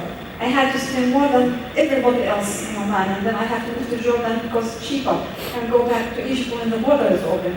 This one thing, nobody thought about it. Why scientists have to face all those problems to go out from the Gaza, from the country? I agree that maybe you don't want a name of Gaza to be in the declaration, but you have to think about it 100 times, that we have a different situation from everybody else in the world. We have an enemy who always declared that they are a democratic country, and they take from us all the rights to be a scientist who can move easily and to take care of our children, our students. I'm teaching now online. I wouldn't tell you how much my heart is broken when I start with a group of students and then the exam or the final exam, some of them have been killed.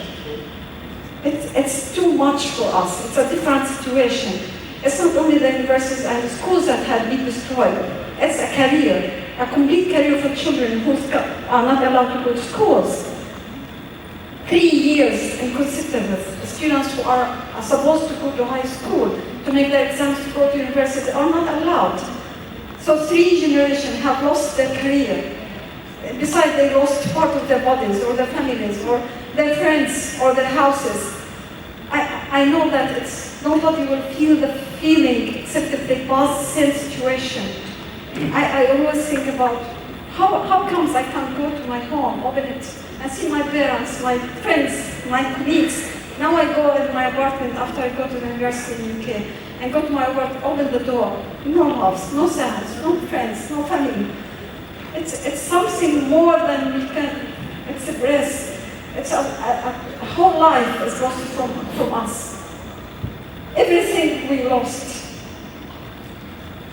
I really appreciate that people talk about Gaza here because It's, as some of you told, it's a different situation, completely different situation.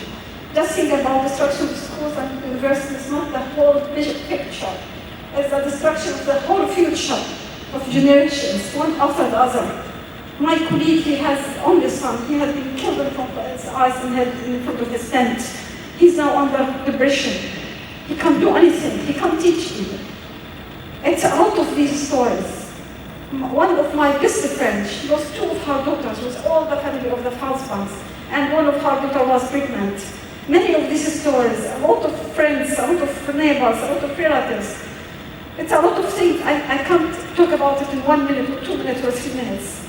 It's our life, we lost our life, our memories. I left my home, where I left all my pictures, all my memories, all my important documents, because I want to come back. Now I lost everything, all my pictures of my parents, who have been already died. I can't see anything of these memories. All lost, all lost.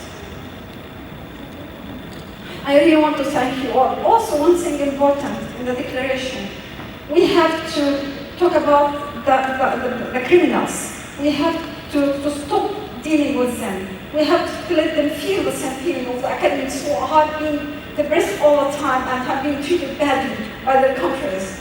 They have to feel the same feelings. I know there are good scientists in other countries who are, their governments go to other people and kill them and destroy their futures, but there must be something against them to feel, to make pressure on their governments. I think this is very important, because as long as they have the freedom to go up and down, they will not feel, they will not have the same feelings as the scientists from the other countries that have been oppressed by their governments. There must be actions, there must be actions against them. Ban them from any conferences. Because as long as they don't feel it, they will never be putting a pressure on their governments. And as scientists, they have to take actions, but they don't take actions. I see that in Israel. They don't have any actions against what their governments do about our universities, our scientists, our students. So there must be something in this declaration against scientists who are not acting in their countries, who are oppressing other countries. I also want to mention that there must be something. I'm sorry, it's too late. I raised my hands for the social ban, but maybe people didn't notice me. There must be something to support TWAS members who have been forced to be displaced from their countries. It's not only Gaza displaced scientists, any scientist as a TWAS member who have been forced to be displaced from his country. There must be something that's actually glad to support them. I think so. I don't know. I can't force my opinions. But anyway, I would like to thank everybody again in this room who mentioned Gaza and the situation in Gaza. Thank you all.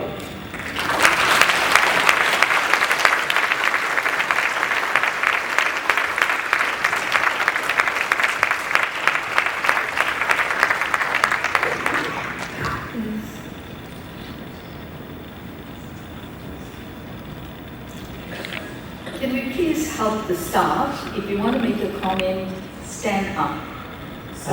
Actually, Please stand up so that you can get the mic. what I want to say, that I support the proposal the professor made. We can make a separate resolution if you don't want to include in the declaration. And we must do that for the humanity, because we are scientists, we are working with science. Science is for truth, so we must support. I support his proposal.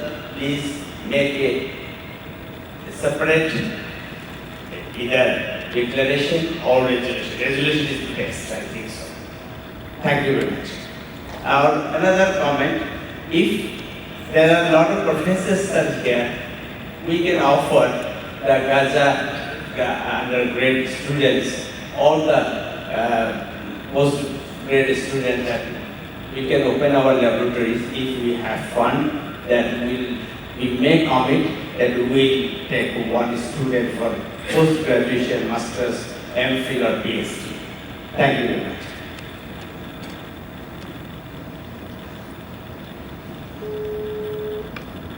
Thank you. First of all, I think that we have to say I mean, science is not neutral.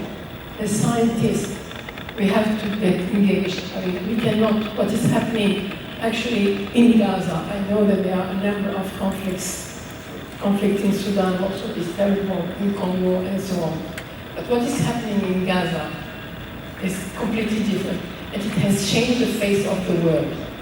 It has been all the politics everywhere, and I appreciate what any time you were talking, Croatia, how there was something behind you were talking about, and you are engaged as well. For me, it cannot be a separate declaration. There is one declaration, and either we are engaged or not. But we have seen the weaponization of water, of food, of energy. I mean, a complete population that is being erased, erasing the memory of the country, killing everything. And it's an ecocide. I mean, all the land is completely polluted. I mean, it's incredible what is happening there. I mean, the number of bombs that have been launched, we are talking about climate change, but the number of bombs that have been launched is more than, I think it was, there were some figures about for the 6 first months, how many, I mean, the greenhouse gas emissions, it was of, I don't know, but more than 30 or 100 countries, So the number of things that are happening there is completely, is above imagination. So we cannot stay silent. I don't agree.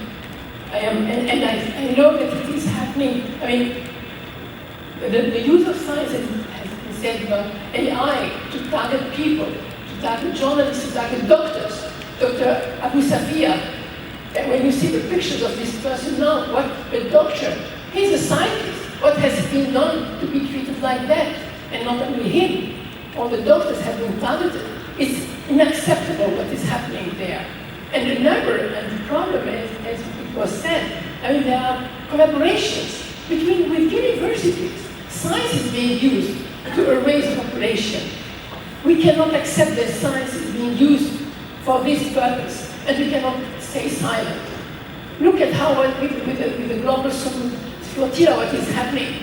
I mean, people are just, their life is threatened just to try to break the siege in Gaza, because people are starving there. So, I don't think we can have a separate declaration. It has to be one, because either we are engaging and we don't accept what is happening, or we are not humans. I'm sorry.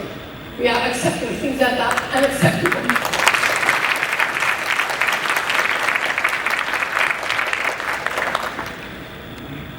I don't see anyone up.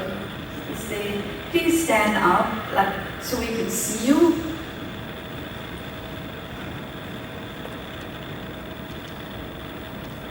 President Karim, it's not only Gaza, it's Ukraine. So a letter should be written by TWAS to the United Nations to address these issues. Thank you.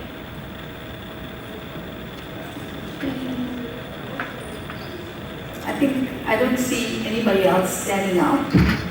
So I'm assuming that everyone's had a chance to make their comments and provide feedback, both on the declaration, on the war in Gaza, and just a reminder that we have 3 things at least. The first is that TWAS has always had a program for scientists in exile. The first scientist in exile was actually Professor Abdussalam. And there's a whole program that you can chat to us about that is on our website around scientists in exile and the sport. And that covers all wars and conflicts and all scientists seeking asylum regardless of where they are in the world. Within that, we've also sent out requests on behalf of fellows and institutions, specifically in relation to Gaza for educational support. This morning you've heard again a few more offers that have been made, and that again applies specifically for Gaza, but also other wars that are underway. And so that's the first point I wanted to make. There's a strong program for scientists in exile. It's been part of our agenda and part of the support that TWAS has provided since its inception. The second point is that we do have a declaration that talks broadly about the attack on science that's not restricted to any single country, but that encompasses a range of issues. There have been some additional points that have been raised in this forum for inclusion, and we will share with you that updated version. Thirdly, we have a proposal for a resolution. As scientists, as TWAS scientists, as TWAS fellows, we can also make our position known for any of the wars, including specifically for Gaza, for the kinds of issues around national sovereignty that has been breached multiple times post October 7, and also to some extent preceding October 7. So we see repeatedly scientists being targeted in countries like Iran, places like Yemen, and others in Qatar as well. And I don't have a full list. And I think the resolution is one option we have, where we have something very specific. It's a voluntary process where TWAS fellows can agree to sign it or not sign it, and we can add our names as an individual scientist to that resolution. I think there were like 5 or 6 individuals in the room who articulated what that resolution can look like, and I'm going to reach out to them to coordinate the formulation of the resolution and then to share it with TWAS fellows, and they can have the prerogative and make the decision to put their names on that or not. So,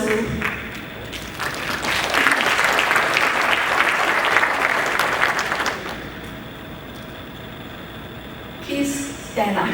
I don't know how many like stand like me. So we can see where your legs is.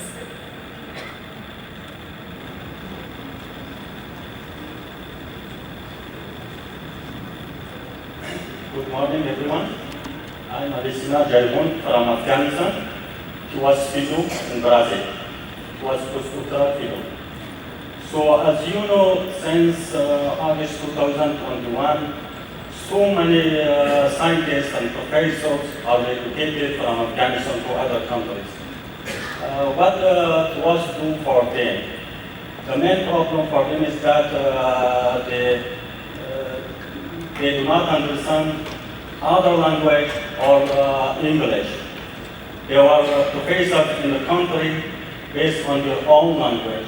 When they relocated to European countries or to USA, Canada, they were not able to perform their scientific professions, and they become work for surviving in the market.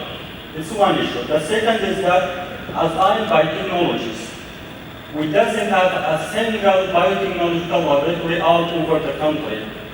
If I complete my research in Brazil and return back to the country, how I can improve my scientific issues. Yesterday, as you mentioned that many articles or research papers are published from all over the country, but least developing countries are in the blue letter. So the main reason is that our scientific papers are published by the affiliated institutes. For example, my scientific publication was from India, from Kazakhstan, and now from Brazil. I doesn't have any single paper in the name of my country because we doesn't have any laboratory. How UNESCO help to that country for the laboratory equipment and infrastructure? Thank you.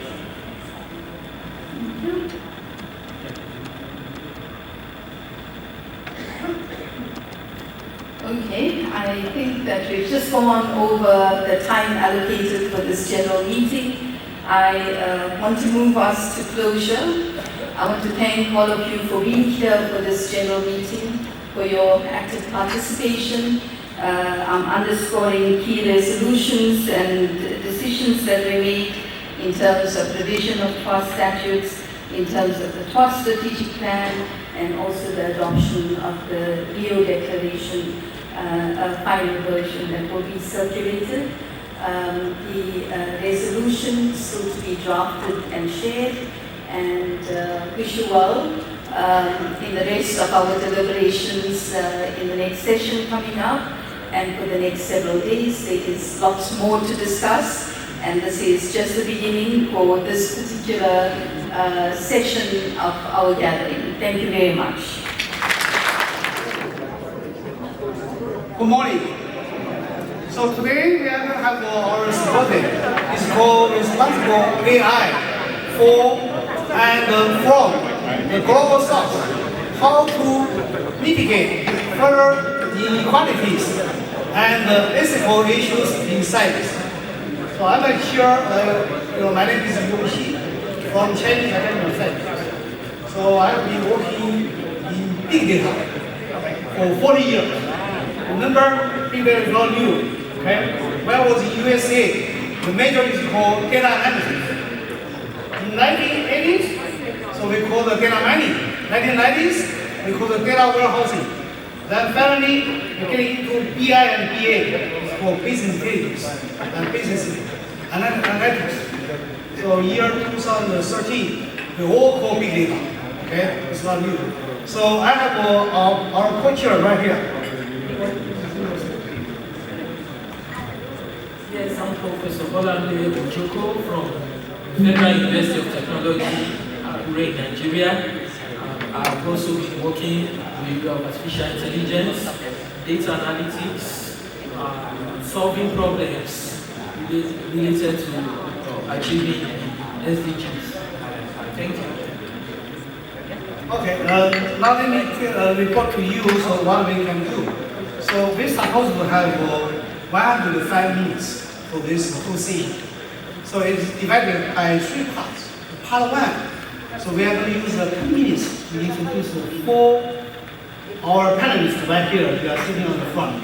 Okay? So instead of doing by reading their bios, that was very long, right?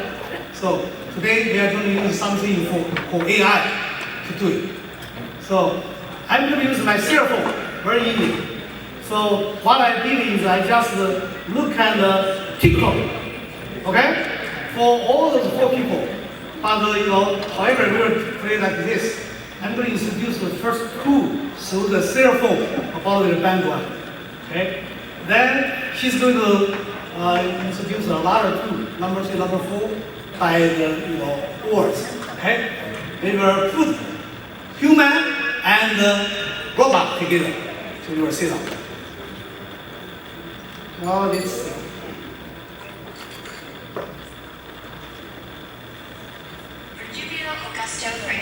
Almeida is a Brazilian figure with significant influence in the field of computer science and related areas. His profile is as follows. Educational background. He obtained a bachelor's degree in electrical engineering from the Federal University of Minas Gerais in 1973. A master's degree in informatics from the Pontifical Catholic University of Rio de Janeiro in 1980, and a doctoral degree in computer science from Vanderbilt University in 1987. Professional experience. He is a professor in the Department of Computer Science at the Institute of Mathematical Sciences of the Federal University of Minas Gerais. He also once served as the Vice President of the Brazilian Computer Society. He held the position of Secretary of the Brazilian Ministry of Science and Technology and has worked at Petróleo Brasileiro S.A., Petrobras, and the Minas Gerais State Energy Company. Additionally, he is a member of the Technical Committee for the Coordination of the Improvement of Higher Education Personnel, an advisory board member of the National Council for Scientific and Technological Development, and a member of the Brazilian Academy of Sciences. Public service roles. From February 2011 to November 2015, he served as the Secretary of National Information Technology Policy of the Brazilian government. He was also the chairman of the Brazilian Internet Steering Committee, CGI.BR. In 2014, in his capacity as a Brazilian government secretary, he presided over NET Mundial, the global multi-stakeholder meeting on the future of Internet governance held in São Paulo. Meanwhile, he was the chairman of the board of directors of CTEC, the Brazilian state-owned semiconductor company, and the Brazilian Research Network. And awards. In 2006, he was awarded the Commander Class of the National Order of Scientific Merit by the President of the Republic of Brazil, and in 2010, he received the Grand Cross class of this order.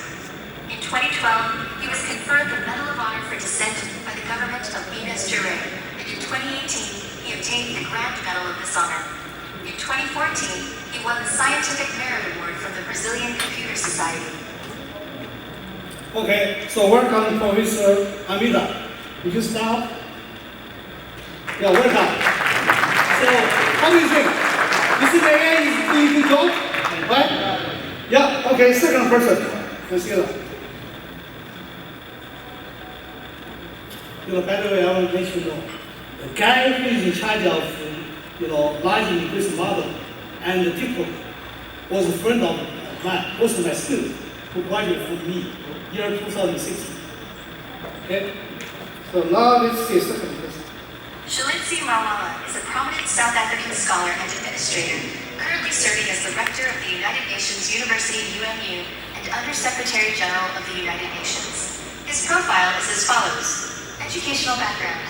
He earned a Bachelor of Science in Mechanical Engineering with highest honors from Case Western Reserve University, USA in 1995. A Master of Science in Mechanical Engineering from the University of Pretoria, South Africa in 1997, and a Doctor of Philosophy and Engineering from the University of Cambridge, UK in 2000. Professional experience. From 2003 to 2008, he held positions as Associate Professor and then Professor at the University of the Witwatersrand, South Africa. Between 2009 and 2017, he served successively as Executive Dean of the Faculty of Engineering and the Built Environment and Deputy Vice Chancellor for Research and Internationalization at the University of Johannesburg, South Africa. From 2018 to 2023, he was Vice Chancellor and Principal of the University of Johannesburg. Since March 2023, he has been Rector of the United Nations University UNU and Under-Secretary General of the United Nations. Research areas. As an interdisciplinary scholar, his research covers the theory of artificial intelligence and its applications in engineering, social sciences, economics, politics, finance, and medicine. He holds 5 technical patents. Affiliations. He is a foreign member of the Chinese Academy of Sciences, as well as a fellow of the World Academy of Sciences, TWAS, the Academy of Science of South Africa, ASSAF, the Engineering Academy of South Africa, ISA, and a foreign honorary member of the American Academy of Arts and Sciences. Additionally, he has served in various global and national decision-making bodies and collaborated with multiple UN agencies such as UNESCO. Key views. He argues that education should be an ecosystem synergized with social dynamics.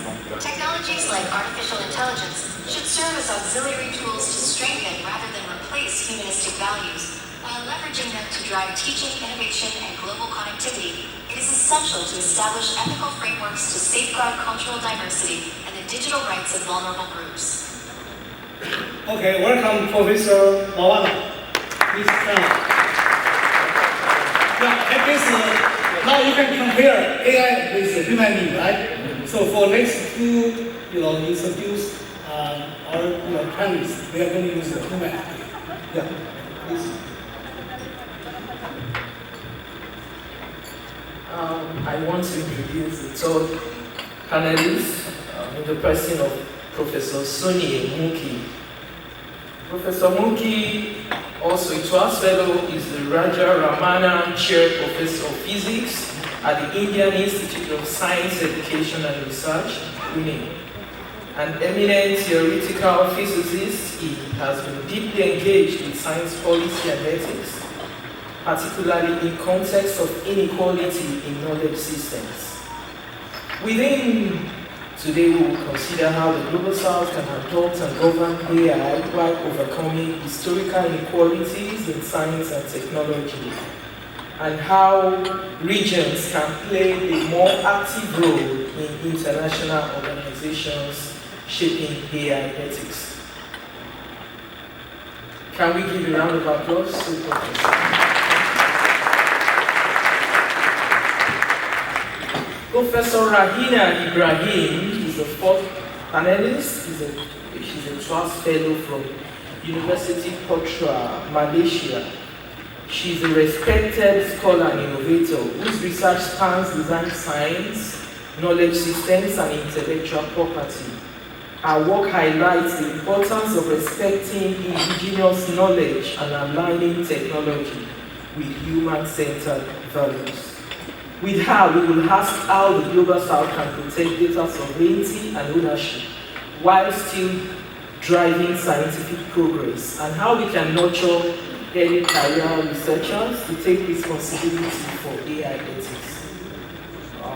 So today's discussion will not only address challenges, but it will point out opportunities as we listen to our distinguished panelists. Thank you. Yeah, thank you so much. So you can see, when you use AI has more details than human being, right? Because it's searching all the backgrounds, reference to make it really know. So now we are going to step 2. So we were invited 4 panelists. Each of you have 15 minutes, no more than 15 minutes, okay, to present what your question about. So we have 2 questions for them. So they pick up according to what we're interested. So we're going to invite the first speaker. So to come over here, Professor Amanda, for your first talk. Welcome.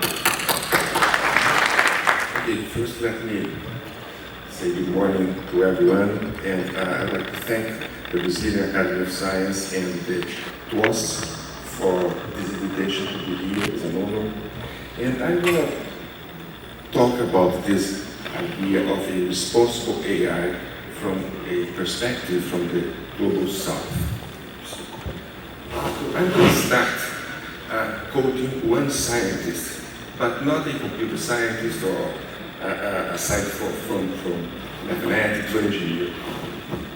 It's a quote from Professor Edward Wilson from Harvard, biology and naturalist and ecology, and he said that in 2011 we have evolved to a better world order than the one we have now, which I like to call our Star Wars civilization. I mean, we have some Stone Age emotions, medieval institutions, and God-like technology. In the case of institutions, especially with religions and ideology, we are in constant conflict. And in the case of our technology, we are seeing things going almost beyond the control of our imagination. So this is the point. Technology is evolving so fast that we need, as society, as humans, to keep control of those technologies. So basically, I'd like to talk about 3 questions. Why AI regulation and governance? Why is AI regulation and governance a hard problem? Second is, from our perspective in the Global South, why is AI regulation and governance an even harder problem in the Global South? And finally, what are promising research areas? So what we see now is that a world that is going a huge revolution because of digital technologies with impact on politics and society. So we need to construct digital governance frameworks. So this is the idea, but it's a process under construction.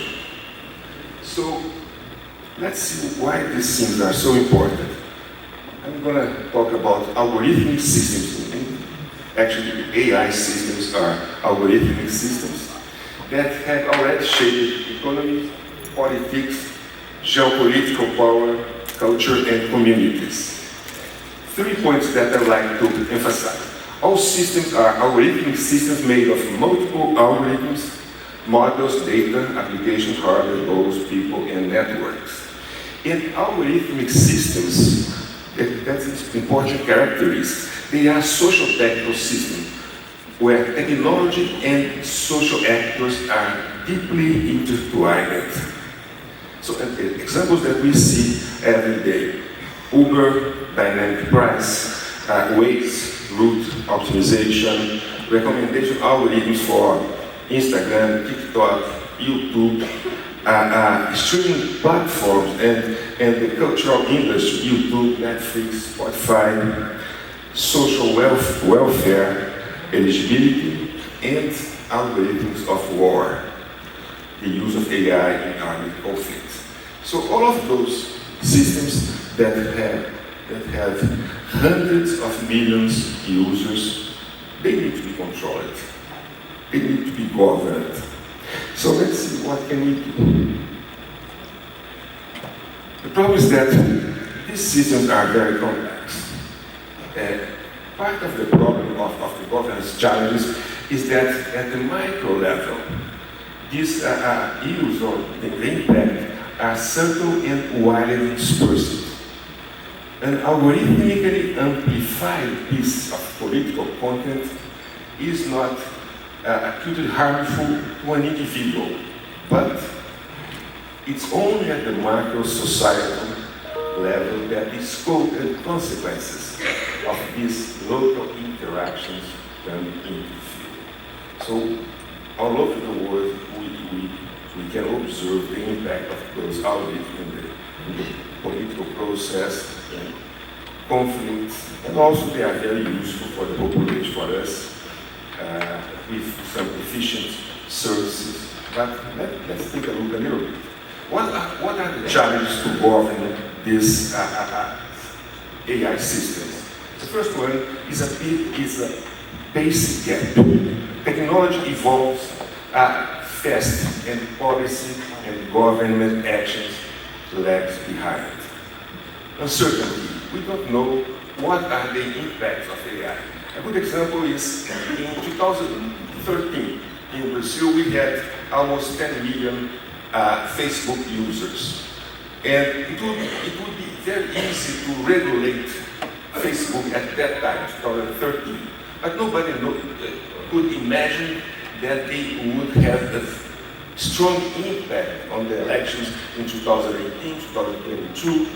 But at that time, it's not possible, or at least we could not do it, to regulate these big global platforms. So we don't know how they are going to be used in the future and what are the unpredictable consequences. Monopoly power. AI dominated by 5 or 6 companies all over the world. And rising inequality. AI deepens global divide, and we have this kind of widespread harms.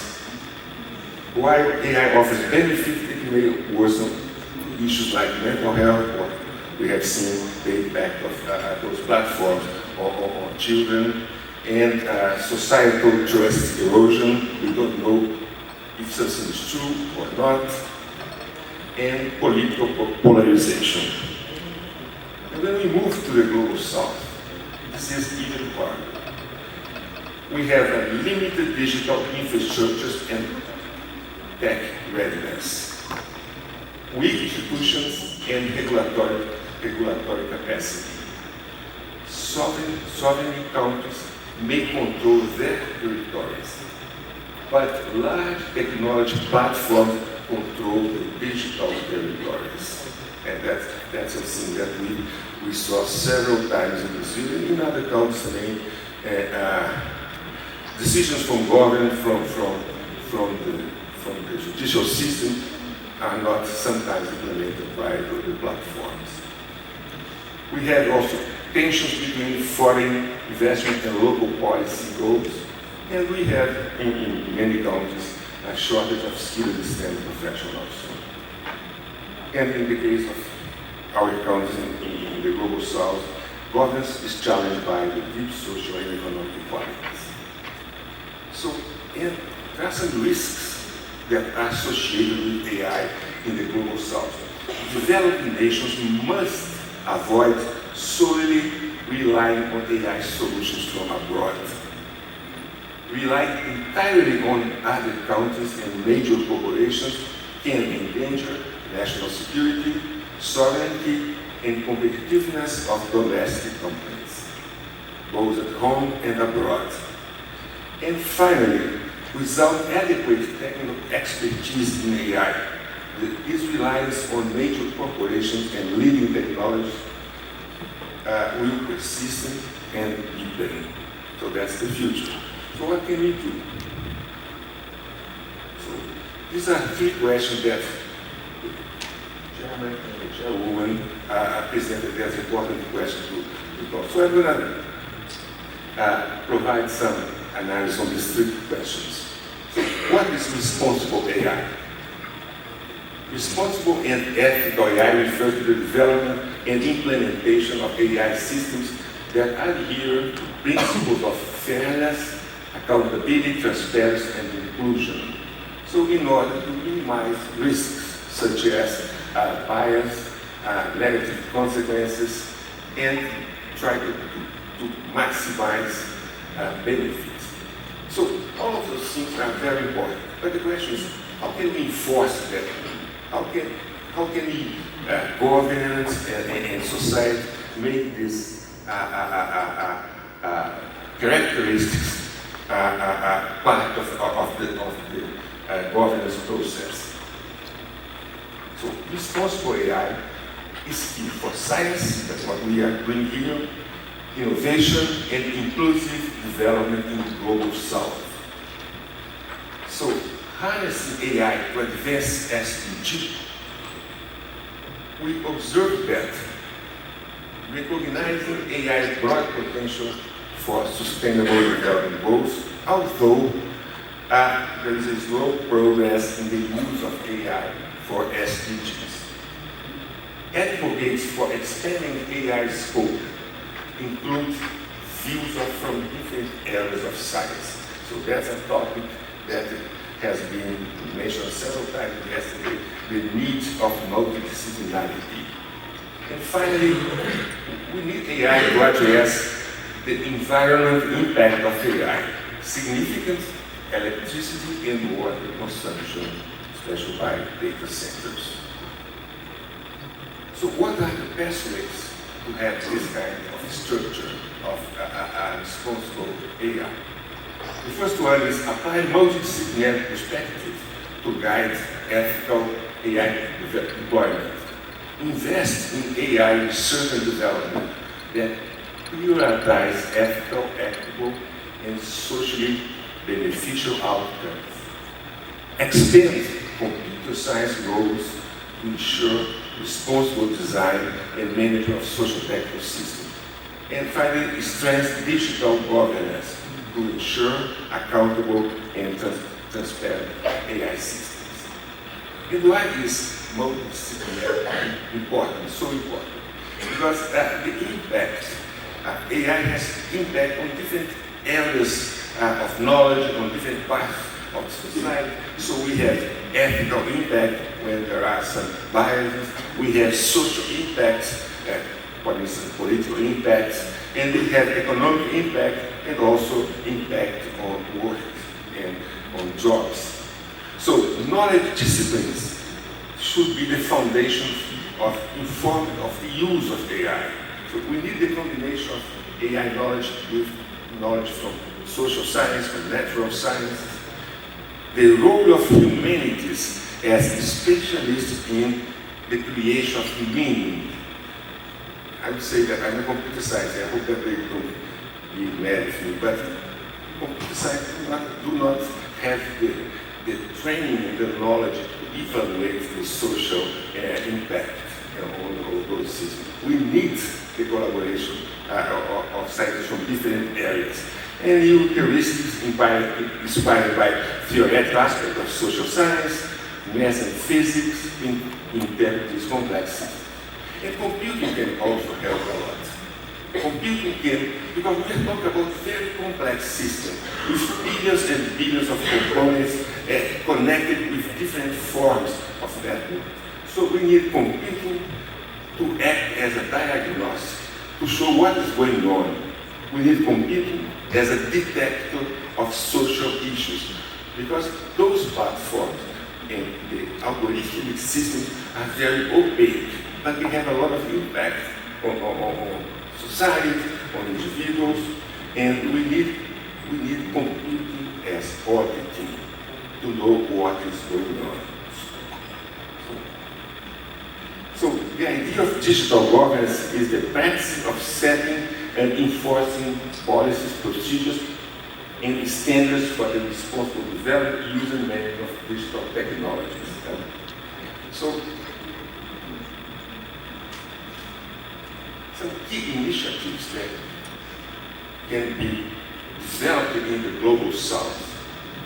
Invest in AI-focused science and technology, foster collaborative AI research among the countries of the global south, develop an AI research and development infrastructure for the global south. We don't have access to very large computational infrastructure, but as a combination of countries, that can be possible in the near future.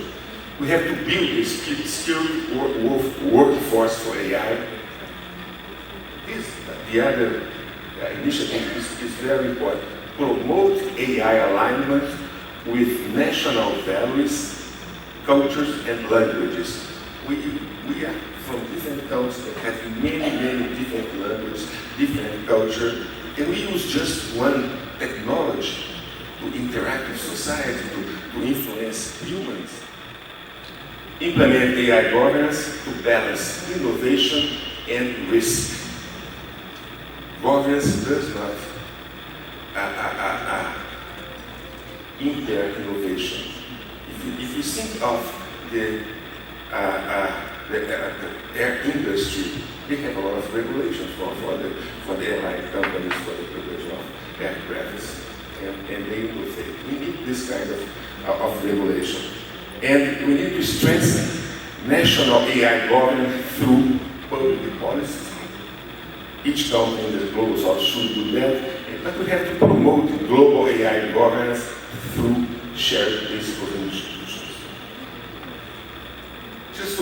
I'm going to talk about, but AI governance needs knowledge from computer science, law, public policy, ethical and philosophy, psychology and cognitive science, political science, humanities and economics. It's interesting, this connection between AI technology, computer science, and social science. If you think of the most advanced AI technology, such as Google,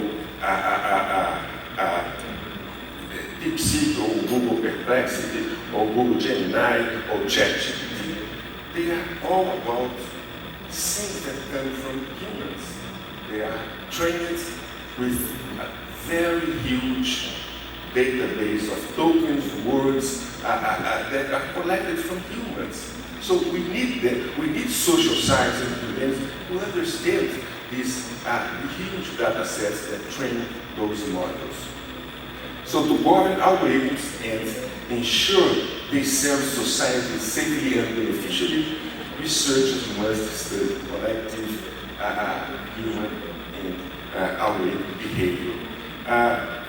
What we are seeing these days with the evolution of AI is the use of AI agents that are autonomous.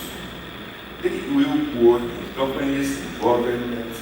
So we need political science to understand the structure of power, those organizations. So again, multidisciplinarity is key for this.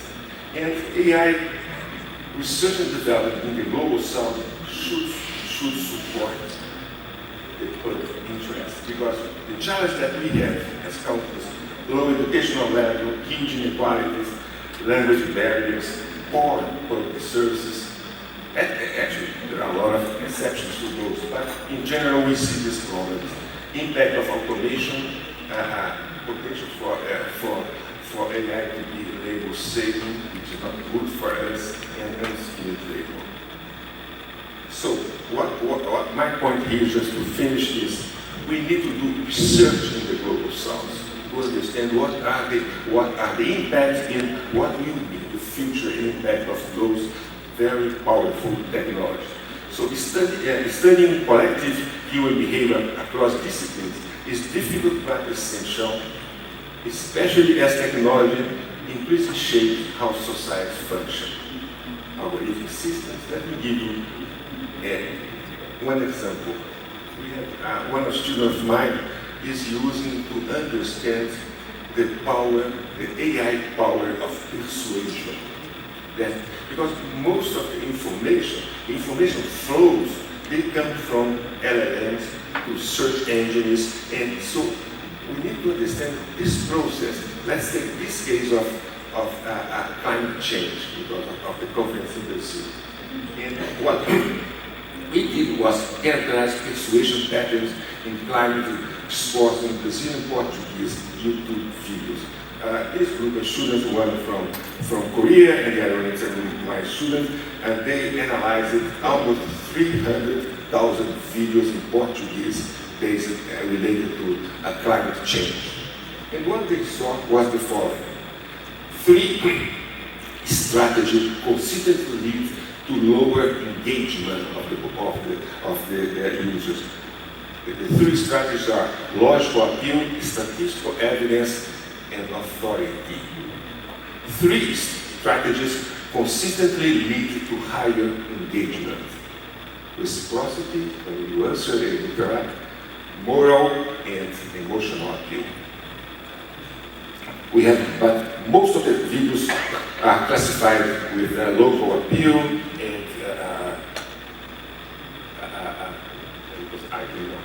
but they have very low engagement. That is measured by likes, by comments, and by views. So it's important to know, if people want to bring this idea of climate change to the population, they need to use a different language, especially in this platform like YouTube. Another simple example that shows the importance of doing research in the global south. In this case, we analyzed a group of people that interacted with personal voice assistants in order to do some tasks. And what we divided the group in 3 parts. People that completed the higher education, people that completed the high school, and almost illiterate people. And we saw that it was very difficult for them to interact with personal assistant, AI-based personal assistants. So imagine that government use this personal assistant to replace humans. That will be there will be impact on inclusion. We saw that during the pandemics. There was a very good application to help. All right, I'm done. But that's important to understand what is the impact. And finally, I've been working with some colleagues from social science and political science on this book that appeared, published by Oxford University Press, and the Brazilian version will have a preface from Dr. Elisa Reis from Finep. So that move. So finally, that's the last thing. In order to have responsible AI governance, we need regulation, but regulation takes time because they need to be developed in the Congress. So, but we can work with principles, and the main point is to create rules for research institutions. Researchers need rules to guide the development and use of AI technology in an ethical way. So that's here. The idea is to need multidisciplinarity, promote AI and digital technology in the global south. We need equitable access to research data we don't have in the south.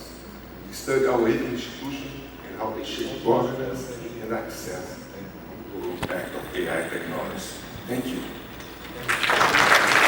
So we are moving to the second speaker. Welcome, Professor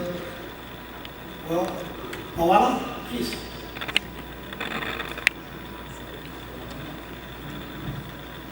So for each speaker, make sure you should not spend more than 15 minutes. Otherwise, we don't have time. Good afternoon. When my bio was being read by an AI system, I couldn't help but remark that it could not be done in my own mother tongue, Chivenda.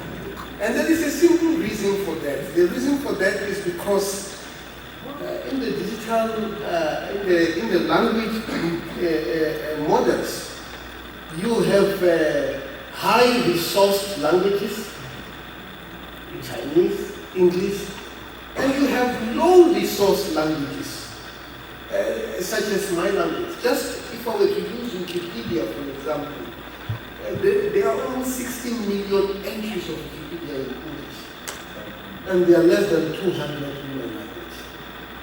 This world is not fair. So the issue of responsible AI in the global south is quite important. I'm losing my presentation all the way. What does it mean, responsible AI? I think for me, it means making sure that AI maximizes the good and minimizes the bad. You cannot be able to eliminate all the AI risks altogether. What you ought to do is really to decide, if I would use mathematical language, on the Pareto optimal frontier, where you are on the frontier. And that is actually a representation of your value. And what does it mean, minimizing the risks and maximizing the benefits? I think firstly we need to deal with the issue of data. How you collect it, how you store it, how you transmit it, how you analyze it. And I'm not going to talk about the way in which data is being collected in the global south and how unfair that collection process is. Very, very important. The second part is really the algorithms, and the professor has talked about algorithms. And much of the governance of algorithms is left to the experts. But I am going to talk about one aspect about algorithm that is embedded in AI that in many ways comes as being unfair. I went to one of these large language models and I asked a simple question. What is the relationship between Chilizi Mawala, which is me, and Chiamo Mawala, which is my grandma? And then it says, Chiamo Mawala is the wife of Chilizi Mawala. And in my culture, when you call a grandson a husband of a grandmother, is considered culturally insensitive. Why does it do that? It does that because it uses a mathematical concept called maximizing the maximum likelihood approach, which is really what AI actually does. It just so happens that in the digital database, the relationships between two people are more likely husband and wives than grandson and grandmother. And of course, the implications of this is that rare events, including my language, are actually underrepresented in the digital space. And when we talk about responsible AI in the global south, we need to correct that. The third aspect is computing. The issue of access to computing, high performance computing, is actually quite prohibitive. When I was working in the global south, we wanted to do quite an expensive computation. And to be able to do that, we had to go to Amazon Web Services to hire. And I'm not going to talk about how much it costs, but it is prohibitive. Very, very expensive to hire. So the issue of how do we create platforms so that people in the global south can have access to high computing, high performance computing is actually quite important. Now, so how do we do all this? So I'm going to answer some of the questions that have been, I think on the ethics, how do we frame these ethics? For me, I would say that our ethics must actually be derived from the Universal Declaration of Human Rights. I think that is very, very important. The values that will define AI must actually come from the Declaration of Human Rights. And then, of course, as we deal with issues of data, algorithms, computing, and how to apply AI, then we can be able to map that against the Declaration of Human Rights. On the issue of governance, I'm going to skip most of this to go to the model that I would like to talk about. At the bottom of the governance of AI are the AI values. AI must be transparent. It must be secure. But what people don't tell you is that transparency actually comes at the expense of security. If you make it transparent, it is less secure.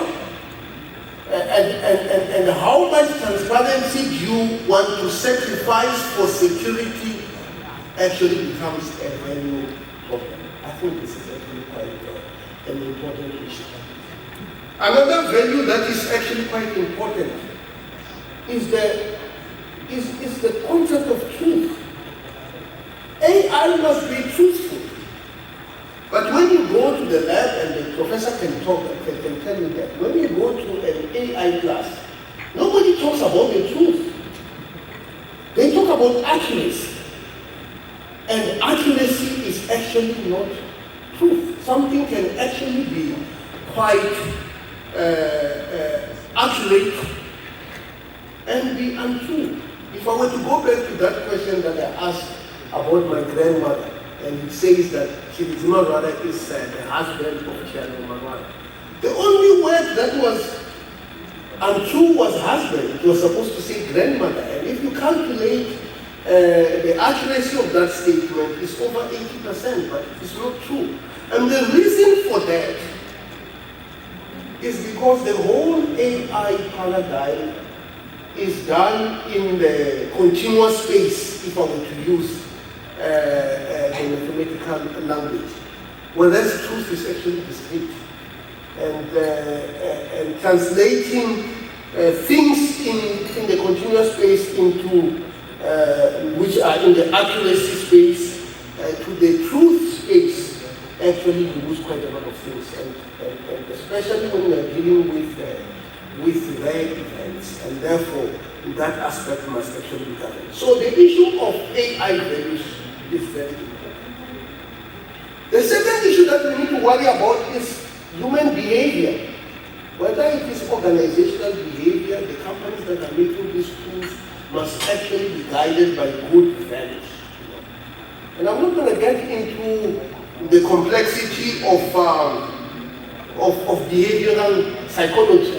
The professor before me talked about the importance of multidisciplinary approach to this issue. But the issue of human behavior is very important. And as academics, we believe that the best way to shape human behavior is through education. And this necessarily means that issues of AI literacy becomes quite important. It needs to be embedded into the curriculum across the board. When I was still a vice chancellor of the University of Johannesburg, one of the things that I introduced is an AI literacy course. The problem is that the material on AI literacy are very, very scarce. If you ask engineers to teach you AI, They learn to mathematical description of concepts and lose quite a great deal of people. And we need to find mechanisms of simplifying some of these concepts. They don't necessarily have to be coders, but they need to be literate. Then the next aspect is mechanisms, incentives. What are the incentives that we need to put into place so that responsible AI goes into the South? And these incentives must always be seen within the context of the profit maximization incentives that are given to the companies that are actually developing these tools. How do we make sure that profit maximization process does not compromise the values that AI is supposed to have in the global south? And then the next issue that is quite important is the issue of institutional structures that we need to put into place. The United Nations General Assembly adopted last year the Pact for the Future. And out of the Pact for the Future, there is the AI scientific panel. In fact, they are called for experts to be nominated to 40-member experts that are to be nominated to serve on that. This is one aspect of institutions that should govern AI. But that is not the only aspect. Some of it must be done in the private sector. IEEE is doing fantastic work on that. Some of it must be done at an industry level, because accuracy of 100% accuracy of 90% in aerospace application is bad, but it is good in medical application. So quite important. And then the next issue that we are actually quite good at is policies and regulations. In the last round, there are about 100 policies and regulations that have been adopted by various governments in one form or another in the last 5 years. It's a very, very important. And when we talk about literacy of policy makers, it's actually quite an important issue. AI literacy for policymakers who are going to structure these policies that are going to make sure that AI is responsible in the global south is actually quite important. Then we have the issues of standards. Standards are very, very important. Before you deploy a technology, how accurate should it be? I don't know the standards of language models. The accuracy sometimes is quite bad. And who is responsible for that? Some of the standards have to be done at the national level. Some of them have to be done at the international level. For example, the important issue of cross-border data flow requires international standardization, because when you move data from one place to another, it's very difficult. And by the way, moving data from one country to another is actually a sophisticated issue. And then the last issue that is quite important is laws. What are some of the laws that we need to put in place? I see the European Union has just adopted the AI Act. The African Union has the Continental AI Strategy. We are not seeing a lot of laws that are being passed in Parliament in the global south. Why? And what is the role of TWAS to make sure that we can capacitate people, countries in the global south, so that they can be able to pass their own laws? So some of the governance issues will have to be done at the national level. And if you do not have laws that are passed by parliaments, then of course it is the wild west, and the people are going to survive are going to be the strongest, which is something that we do not advocate for.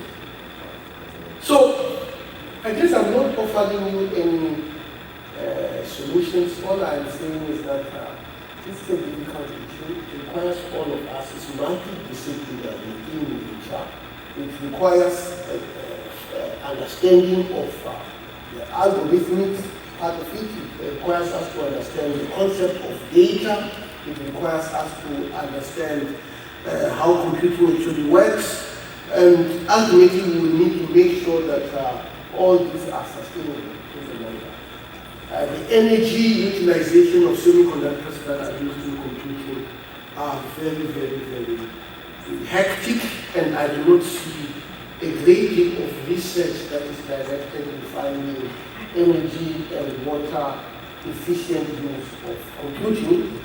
What I am actually seeing is a drive for even faster computation, normally at the expense of many of the things that we want to do. So thank you very much, Chair Madam. I have saved you 30 seconds.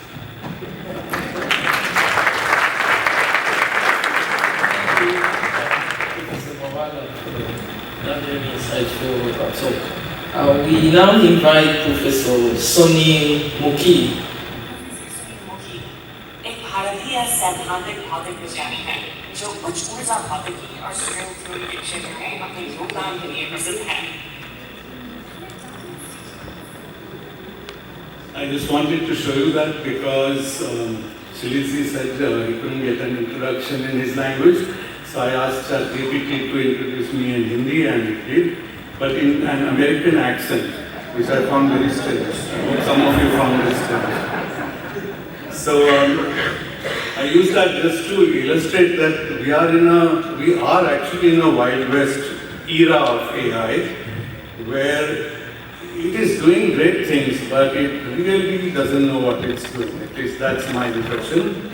I have had wonderful conversations with ChatGPT. Actually, I talk with it almost every day about physics. And it tells me everything from references that I never heard of, which were very useful, ideas, directions, formulae, derivations, theorems. And in between there is complete nonsense. It tells me completely wrong things. I mean, maybe there are not many physicists here, but once it told me that 2 points are at a space-like separation, therefore they can be connected by a time-like curve, which is complete nonsense. It's like the most nonsensical thing you can say in general relativity. And I said, excuse me, this is complete nonsense. And it said, yes, you're right, I'm really sorry. So it is a very difficult time to navigate. And I'm not an expert on the subject in any case, I'm just an amateur user. But since I've been asked to talk on the connection to ethics, I'll just say a few words. These are the 2 questions which were basically assigned to me. You can read them, and I'll try to address them in the way I can, but I'm not, unlike Shilizi and Virgilio and Finep, or the other panelists, I'm really a very amateur, so please excuse me for my naive comments.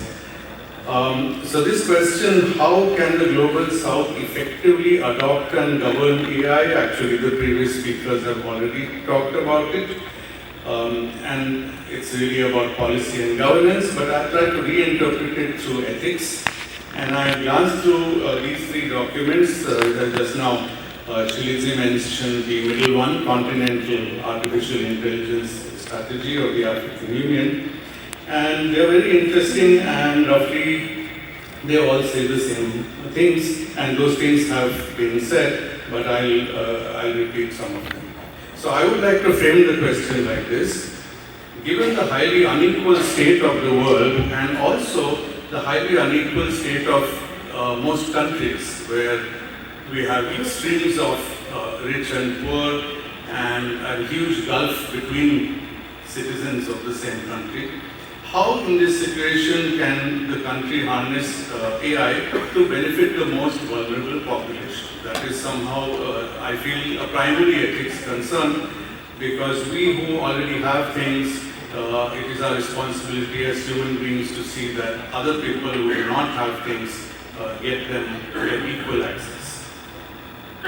So in this context, both yesterday and today, we have heard many suggestions or proposals involving what AI can do for countries, in particular in the Global South. So of course, AI can conduct research. Now, conducting research is a loaded word. It doesn't actually conduct anything, it collects things. But it can very effectively collect research. It can also classify data, which itself is a form of research. and it can work on areas like water research, climate science, health, energy, sanitation, and it can, if we try, we can prompt it or persuade it to do this from the lens of the region that we are interested in. So we should, if take the example of India, and if I ask it to talk about weather, I would expect it to talk about monsoons, which are very important in India, but of course the monsoon weather system doesn't exist in other countries, and it should know, and it will know actually if you ask it, which country-specific questions to focus on, and this is a very good thing, I think. It can work in multiple languages. I just showed you a slightly shady example, but it can do a pretty good job. Actually, I live in Pune, which is in Maharashtra and state of India, and sometimes I want to know fine points of the grammar of Marathi language, and I found that asking most of my friends who speak this language is not very helpful. They can speak the language, therefore they do not actually know the grammar, they just can speak it. If I ask ChatGPT, it can actually tell me things about accusative, dative, past perfect, future imperfect, and details which I really like. So I find that very helpful, and it was able to do that for Hindi and Marathi. And I think even if it's not very good now, I think it will get, there's no doubt that it will get better. But of course, for that, we or people who speak a given language have to create data and somehow get ChatGPT to keep that data. It scours the internet, so the data needs to be there on the internet in the first place. Or in some other form, you have to make it consume your data so that it knows what you want it to do. And of course, AI can streamline things like management of economic data, health records, environmental risks, a lot of things that involve huge amounts of data. It can summarize, as you probably know, if you talk to these large language models, whatever they answer, they at the end they'll say, would you like me to produce a one-page executive summary? And then after that, since it always keeps wanting to do things, it will say, shall I make a slide for your presentation? Shall I prepare your talk for you? I mean, it just keeps offering things, and one has to learn to say no, of course, because I think our talks should still, in this modern age, still be given by us. But of course, it's very helpful to give us material for that. There is talk of bringing healthcare through artificial intelligence and robotics, and as you know, artificial intelligence and internet, and as you know, with robotic medicine and so on, there is a possibility that one could reach a remote area and carry out an emergency surgery. Of course, it's very futuristic, and the basic health facilities in poor parts of my country and many other countries in the south are so bad that this sounds like a cruel joke. But one should hope, I think. Earlier it was thought that a smartphone was a very elite exclusive gadget, but now actually, again in my country, a very, very large fraction of people have at least quite basic but smartphones with which they can do things like banking and so on, which are important. So that's one hope.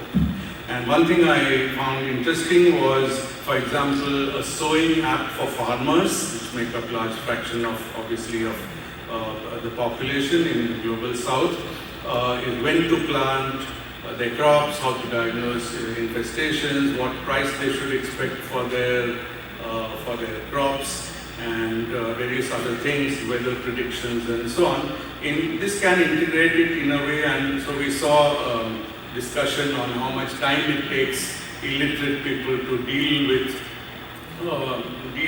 technology or deal with AI, talk to it. But I think that will improve, because that doesn't even require formal skills. It is an informal skill which people can pick up just on the fly, just as actually most people I know of, even very poor, can handle a smartphone, though it was a device that they had never seen until the last 20 years. It's quite remarkable how fast we can adapt. Now, of course, we have heard many negatives, and I think this quote from Abdus Salam is very important. He says, with man's recent mastery of science and technology, there is no physical reason left for the existence of hunger and want for any part of the human race. This is true, and it's not a negative, it's an optimistic statement, but unfortunately, it hasn't worked. Hunger, want, suffering, war are widespread in the world. We have been able to, Sir Abdul Salam has been deceased more than 25 years, if I'm not mistaken. Well, all these things are still there. Universal nutrition, healthcare, education, security are not yet a reality. And this is very worrying because AI is a new thing, but we haven't really done very well with the old things. Why should we expect that the new thing will do something better? AI doesn't have any morals or ethics different from the rest of us. For all we know, it has only the morals and ethics of 5 people in Silicon Valley. We don't even know whose morals and ethics it's following. There's no transparency on that either. So the negative is that it's not a magic bullet because maybe human beings don't have enough passion to solve these problems in the first place, and it's only a tool, it's not an autonomous agent of its own. So why should we expect AI to help make our world more just? Helena Nadas yesterday said, will it just eat up the resources of the poor like water and energy to make the rich richer? I don't know the answer, but we must worry about that.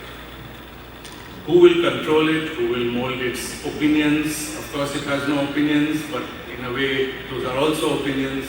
You might know that for many political battles over the last few years, people have been resorting to AI people have asked Elon Musk's AI Grok, is Musk a bad guy or not? And first it said yes, and then after some time it said no. So you can see that somewhere there's something not so objective, and yet we treat it as objective. So it's one more layer in the stream of newspapers, media, television, internet, now AI, all of which present as absolute objective fact, and all of which are controlled by very small numbers of people. It's extremely worrying.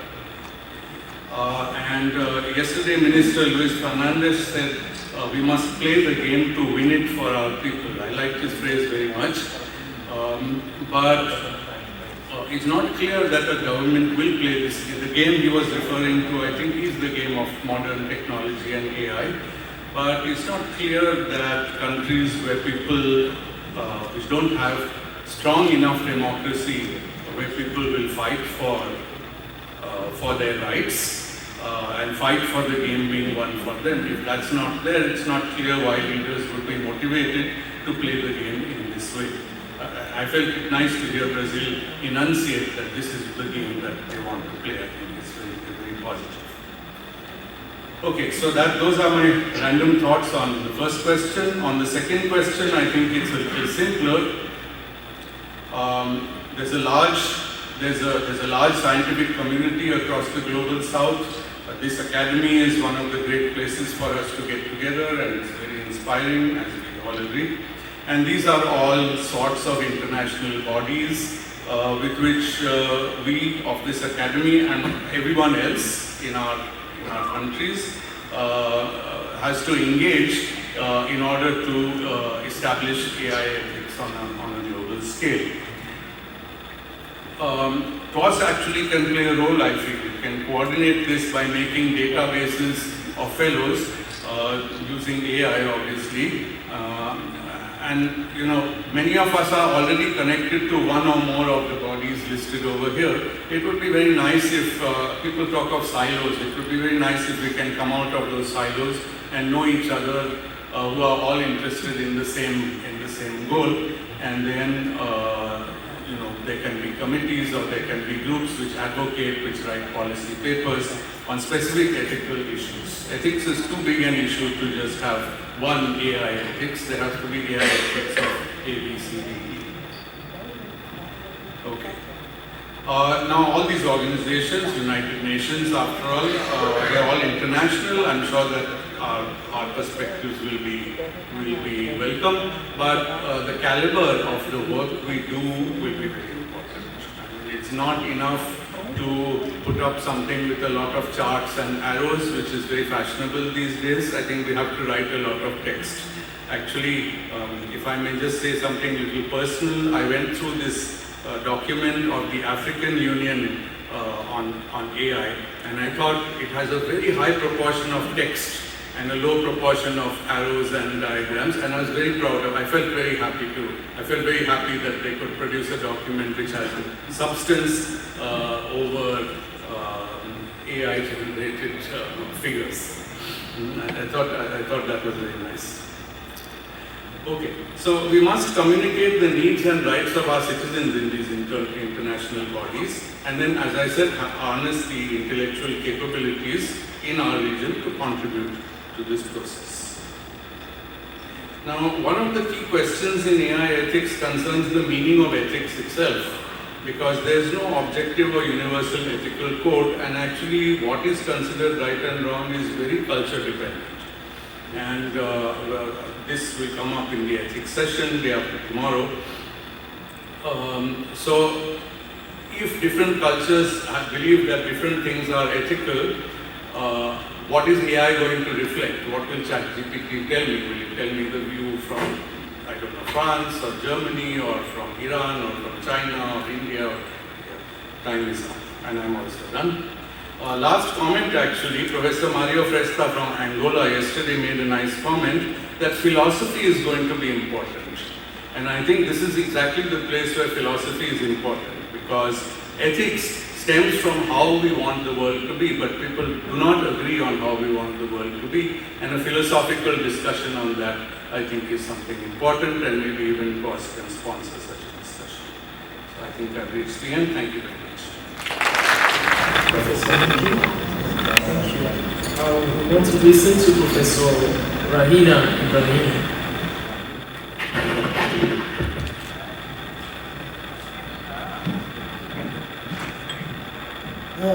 Good morning. Assalamualaikum warahmatullahi wabarakatuh. Okay, my name is Rahina Ibrahim from Malaysia. First, I would like to tell a bit about my background. I'm a trained architect who happen to have a PhD in construction engineering and management.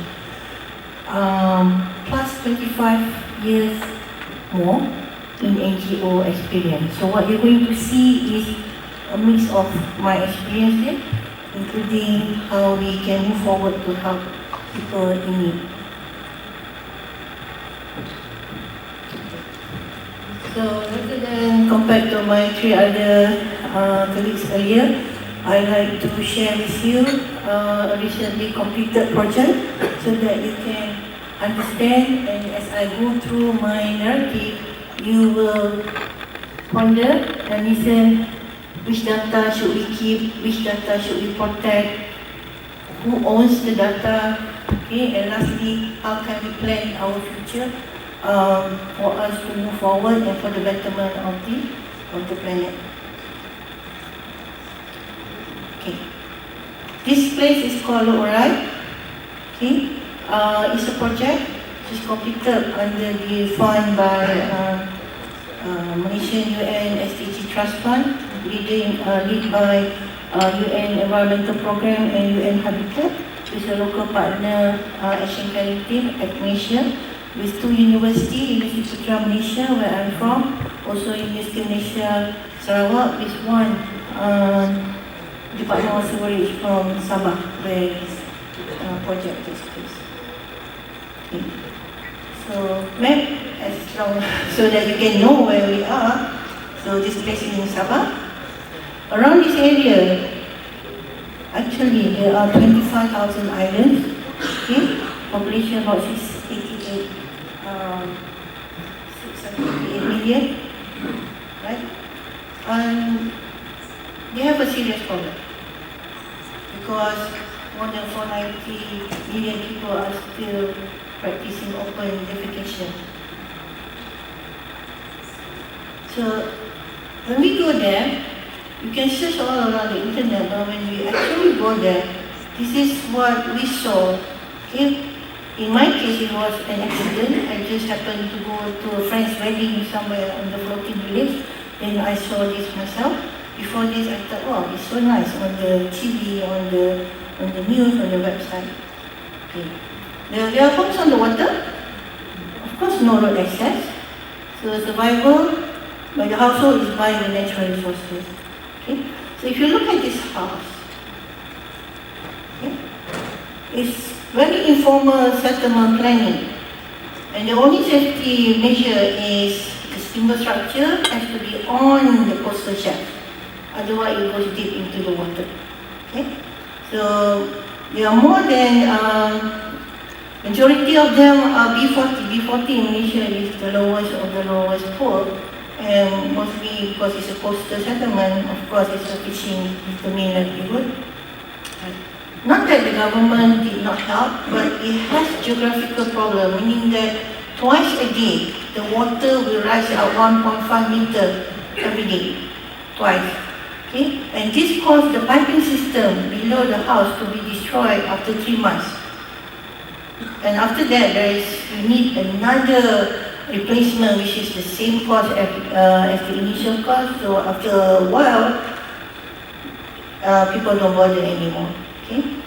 So, unfortunately, these places are located to hot tourism places, the places that was named yesterday, yeah, by one of the speakers. Okay. So look at this. I hope you can see the contextual background now. So this is the challenges to us. It's already a geographical nightmare, even for developing a standard technical solution based on the standards that we all have for storage systems. Okay? And the community in need cannot be spoken aloud. What does it mean? I cannot say who they are. Okay? So ask me afterwards. And whatever the best construction implementation, it's not the best. It is horrible. You can only bring material by boat. You can only carry things by 2 people. And what's the weightage of the system when you go? You cannot bring any crane. You cannot bring so many things. Okay? So it's not the best implementation. Another thing that shouldn't shock you is that we have to navigate through established human ecosystem. What does it mean? You can ask me after that. Right. So, this is there is another thing called social cultural design parameters, which is above the international and Malaysian standards for technical specification for sewage solution. So now we have to include this question as part of the evaluation process for the technology to be utilized in the waterways. Can it be installed easily, at least by 2 people? Okay? Can it go below the timber stilts? That means the boat can maneuver in between so that the front one will get and also the back one will get 1 tank per house. Can it be fixed on the timber columns? You cannot put in concrete columns. It's too difficult. Okay? Can you install straight from the boat? And then does it have, if it's in the what we call environmental sensitive area like the marine park, we need, Malaysia has a standard effluent level. So can you meet that? Another one is, can you have delayed removal? Right now, open defecation means there's no treatment at all. Right? So standard for mainland solution septic tank is about 1 year. Okay? So we should meet that one. Okay. So there you got it, just for the technical solution. Now the nightmare begins. Okay. So there is 1,200 homes. Do you know the size of 1 liter water bottle? Okay, that's 492 milliliter water bottle. That's untreated sewage. You don't see. So as long as the water is blue, there is no problem. Okay, do you believe it? Yes, the community believes it.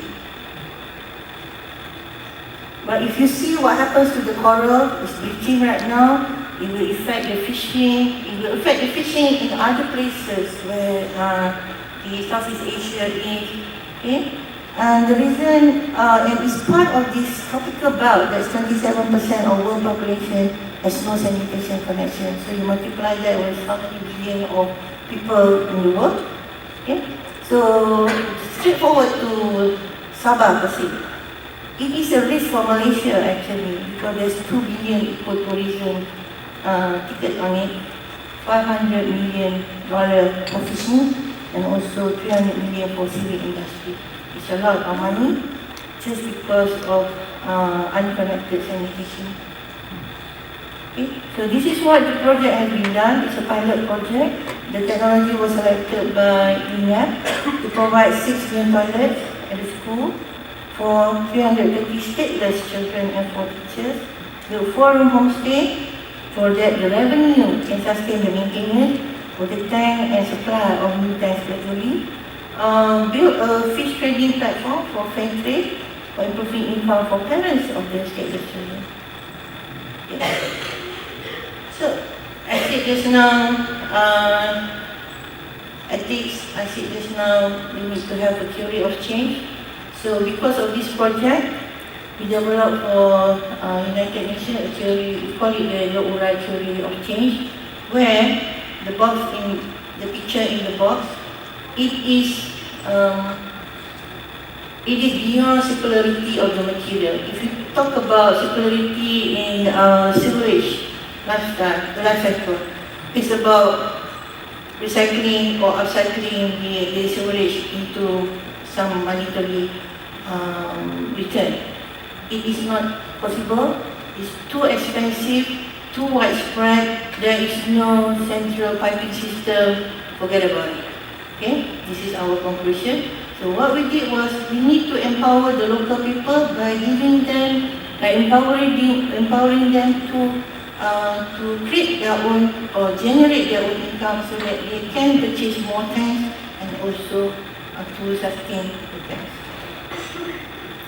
So at the end of the project, we just completed recently.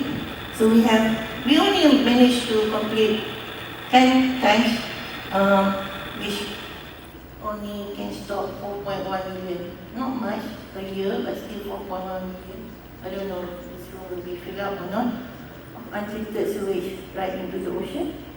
And then we are having 330 students, 56% girls, 4 teachers, where 50% are women. You see, we have to come up with these numbers to provide to UN for evidence actually, and so that they can practice dignified hygiene. Okay. Since the UNEP project started in 2020, the headmistress reported that there was 65% increase of student attendance, mostly by girls, to attend the class. Yeah. So we are happy with that. We also empowered 8,800 low-urai water managers to preserve their environment. So if you were talking to them, they will always say, yeah, we support this because we know we need to keep the water clean.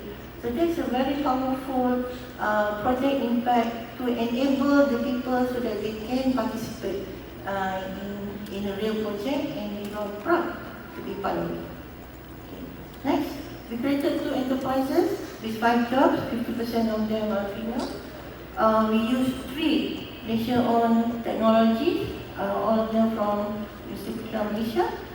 And also we were able to propose addendum to the Sabah services and network. Right. So this is the conclusion. Now, let's go to the ethics part.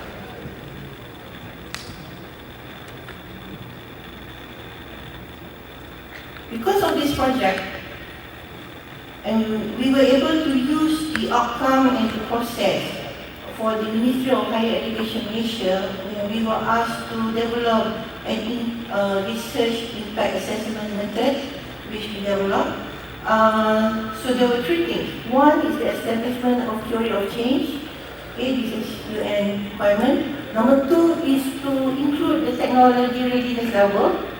Okay, innovation is included. And then we have to go on the social success, which is the 17 SDG that everybody knows.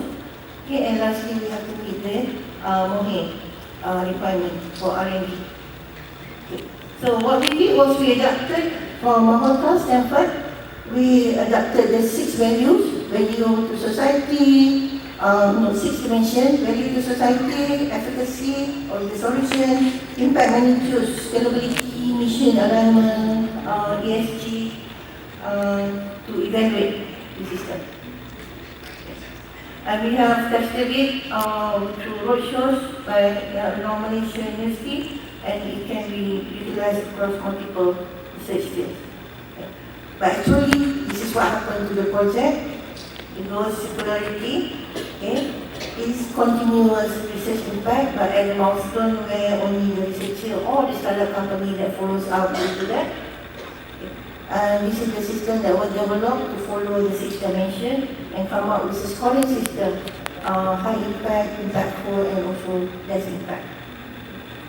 So the 6 dimensions are there, and we are now evaluating whether we want to apply for all the funding by the MANHÄ. Okay. So in conclusion, for the triple planning for ethical and impactful strategies from your R&D, you can use the evaluation system during project planning and design for targeting the impact beneficiary. Number 2, during project monitoring, whether you are still on track or not, or increase the value of the project as you discover on the field. And also after completion, whether you did really meet those commitments that you wanted to make for your project. And lastly, for future funding, whether you can strategize for industry investment by maybe researchers going for startup companies and scalable. Okay, last slide. So now, MANHÄ can now measure impacts of funded research projects. We can recommend you doing planning, monitoring, and cross-checking.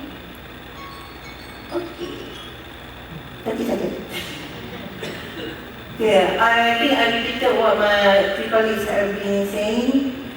It encourages cross-disciplinary and cross-national projects.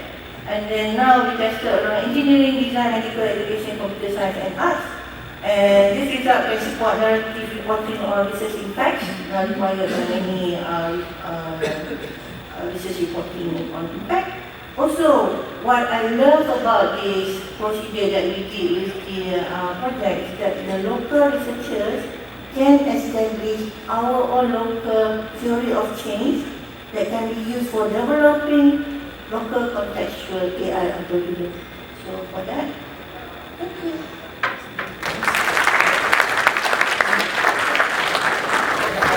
So we are done for the presentation. I would like to invite the other 3 speakers to come to the stage. So now we are getting into the final stage for Q&A. Okay? Since we are very close to lunch, so I would like to propose. So, for the people over here, you only can ask 4 questions for each of them. I mean, 4 questions total. One of them will answer the 4 questions. Once we get done, then we are ready for lunch. Okay? So now the floor is yours. So any question? Any question for them? Please. Yes, the gentleman over here. Thank you so much for your informative session just now. My question is regarding AI tools, so maybe it will go to first and second speaker.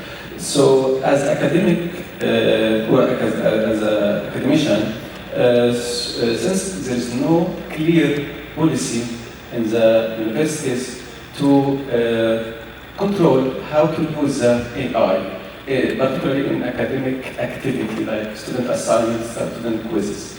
So what kind of advice?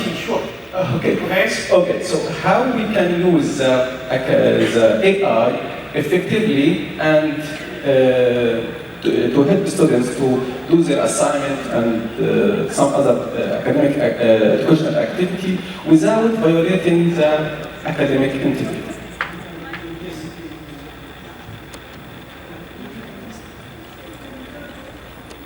No, I think firstly we need to teach them what are some of the rules, you know. I think what the most important skill is to be able to verify information. And the reason for that is because AI is not a high precision technology. I think that is very, very important. And it becomes quite difficult to do that. It means you have to go and do research. My own view is that you cannot be able to stop this. It's just another form of a cultivator. And what we need to do is that we also need to update our assessment so that we can be able to extract, the students can be able to demonstrate the applications of this technology, but we need to teach them about the things that we think are right that are not right. Some of them are using it as a search engine. It's a bad search engine because it makes up a story rather than retrieve information. Thank you. Thank you so much. So, gentlemen, first, okay. Make sure you're asking for other three, right? Thank you. My name is Shubha Chakrabarti. I'm from India. And it was a very interesting session where we learned about this language diversities. We learned about ethics and how to kind of mitigate through all the challenges that all the entire panel is facing. And my specific question is, since it is very resource intensive, research intensive, so there will be apparent competitiveness also across regions, across countries and others. So I would just like to have your feedback, like when we are talking about inclusivity, how we mitigate the challenge of competitiveness. Thank you.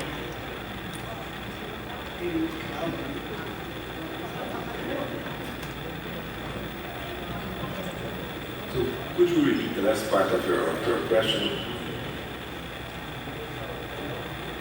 The question is, since there will be apparent competitiveness across regions and countries, how we mitigate the challenge to bring in more inclusivity? Well, this is a difficult question. I think that to develop AI system is very expensive, and you will need to share the cost of those AI projects. And the best way to share the cost is to have a collaboration among different groups. And I think that's one suggestion. The other one is that I've seen many universities that are trying to deal with this problem of the use of AI in classrooms, in research, and also in the administration. And some universities have already rules for the use of AI. They do not want to forbid the use of AI, but they want to create rules that will be followed by researchers, by students, and by faculty. So I think that there is no easy way, but it is a possibility, collaboration.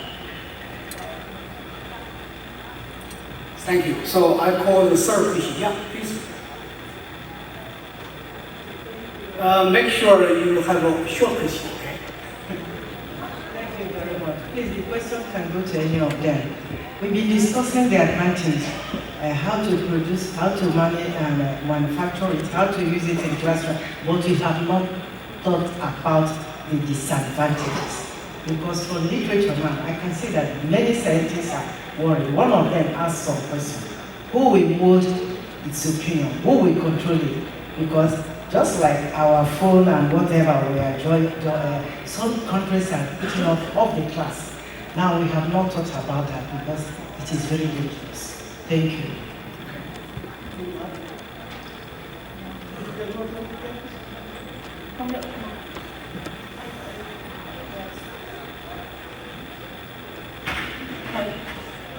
Okay, thank you for the question. It's something that we ponder a lot and we follow. The project wants to be replicated across many more islands and across many more countries. So of course, the sharing part. One thing for me personally, I value as I go along into my data collection is that the data belongs to the community it comes from. Yeah? And then whatever is put into the shared technology, yeah, it must have equal equity sharing accordingly with the technology provider and also the community involved. So that is my statement on it. Thank you. Thank you so much. Okay, so last question. Yeah, please.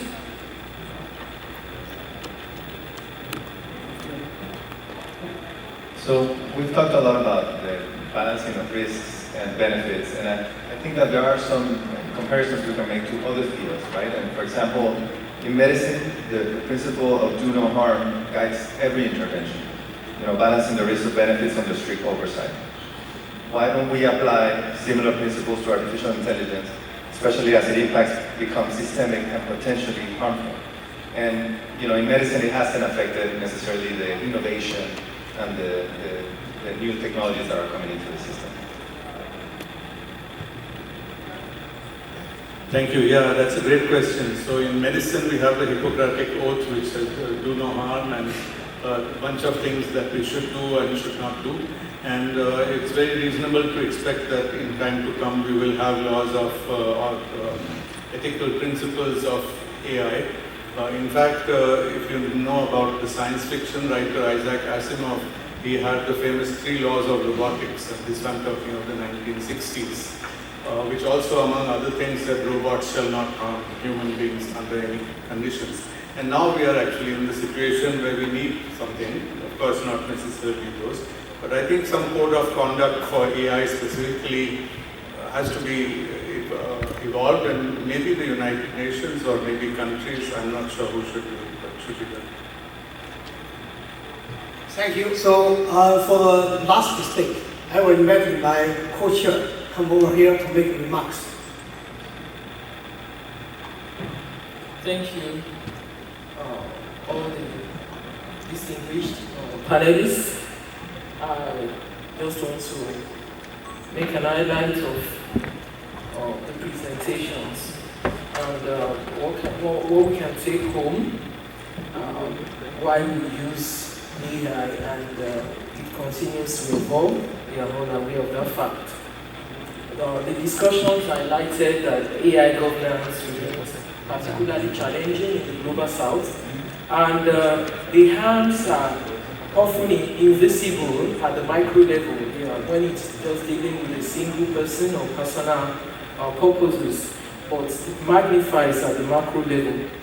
And we are also made to realize that there is a pace gap existing between the rapid evolution of AI and the slower development of policies and regulations.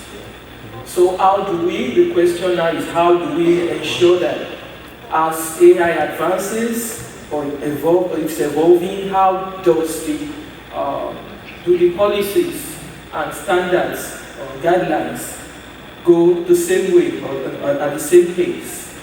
So if not, there will be challenges.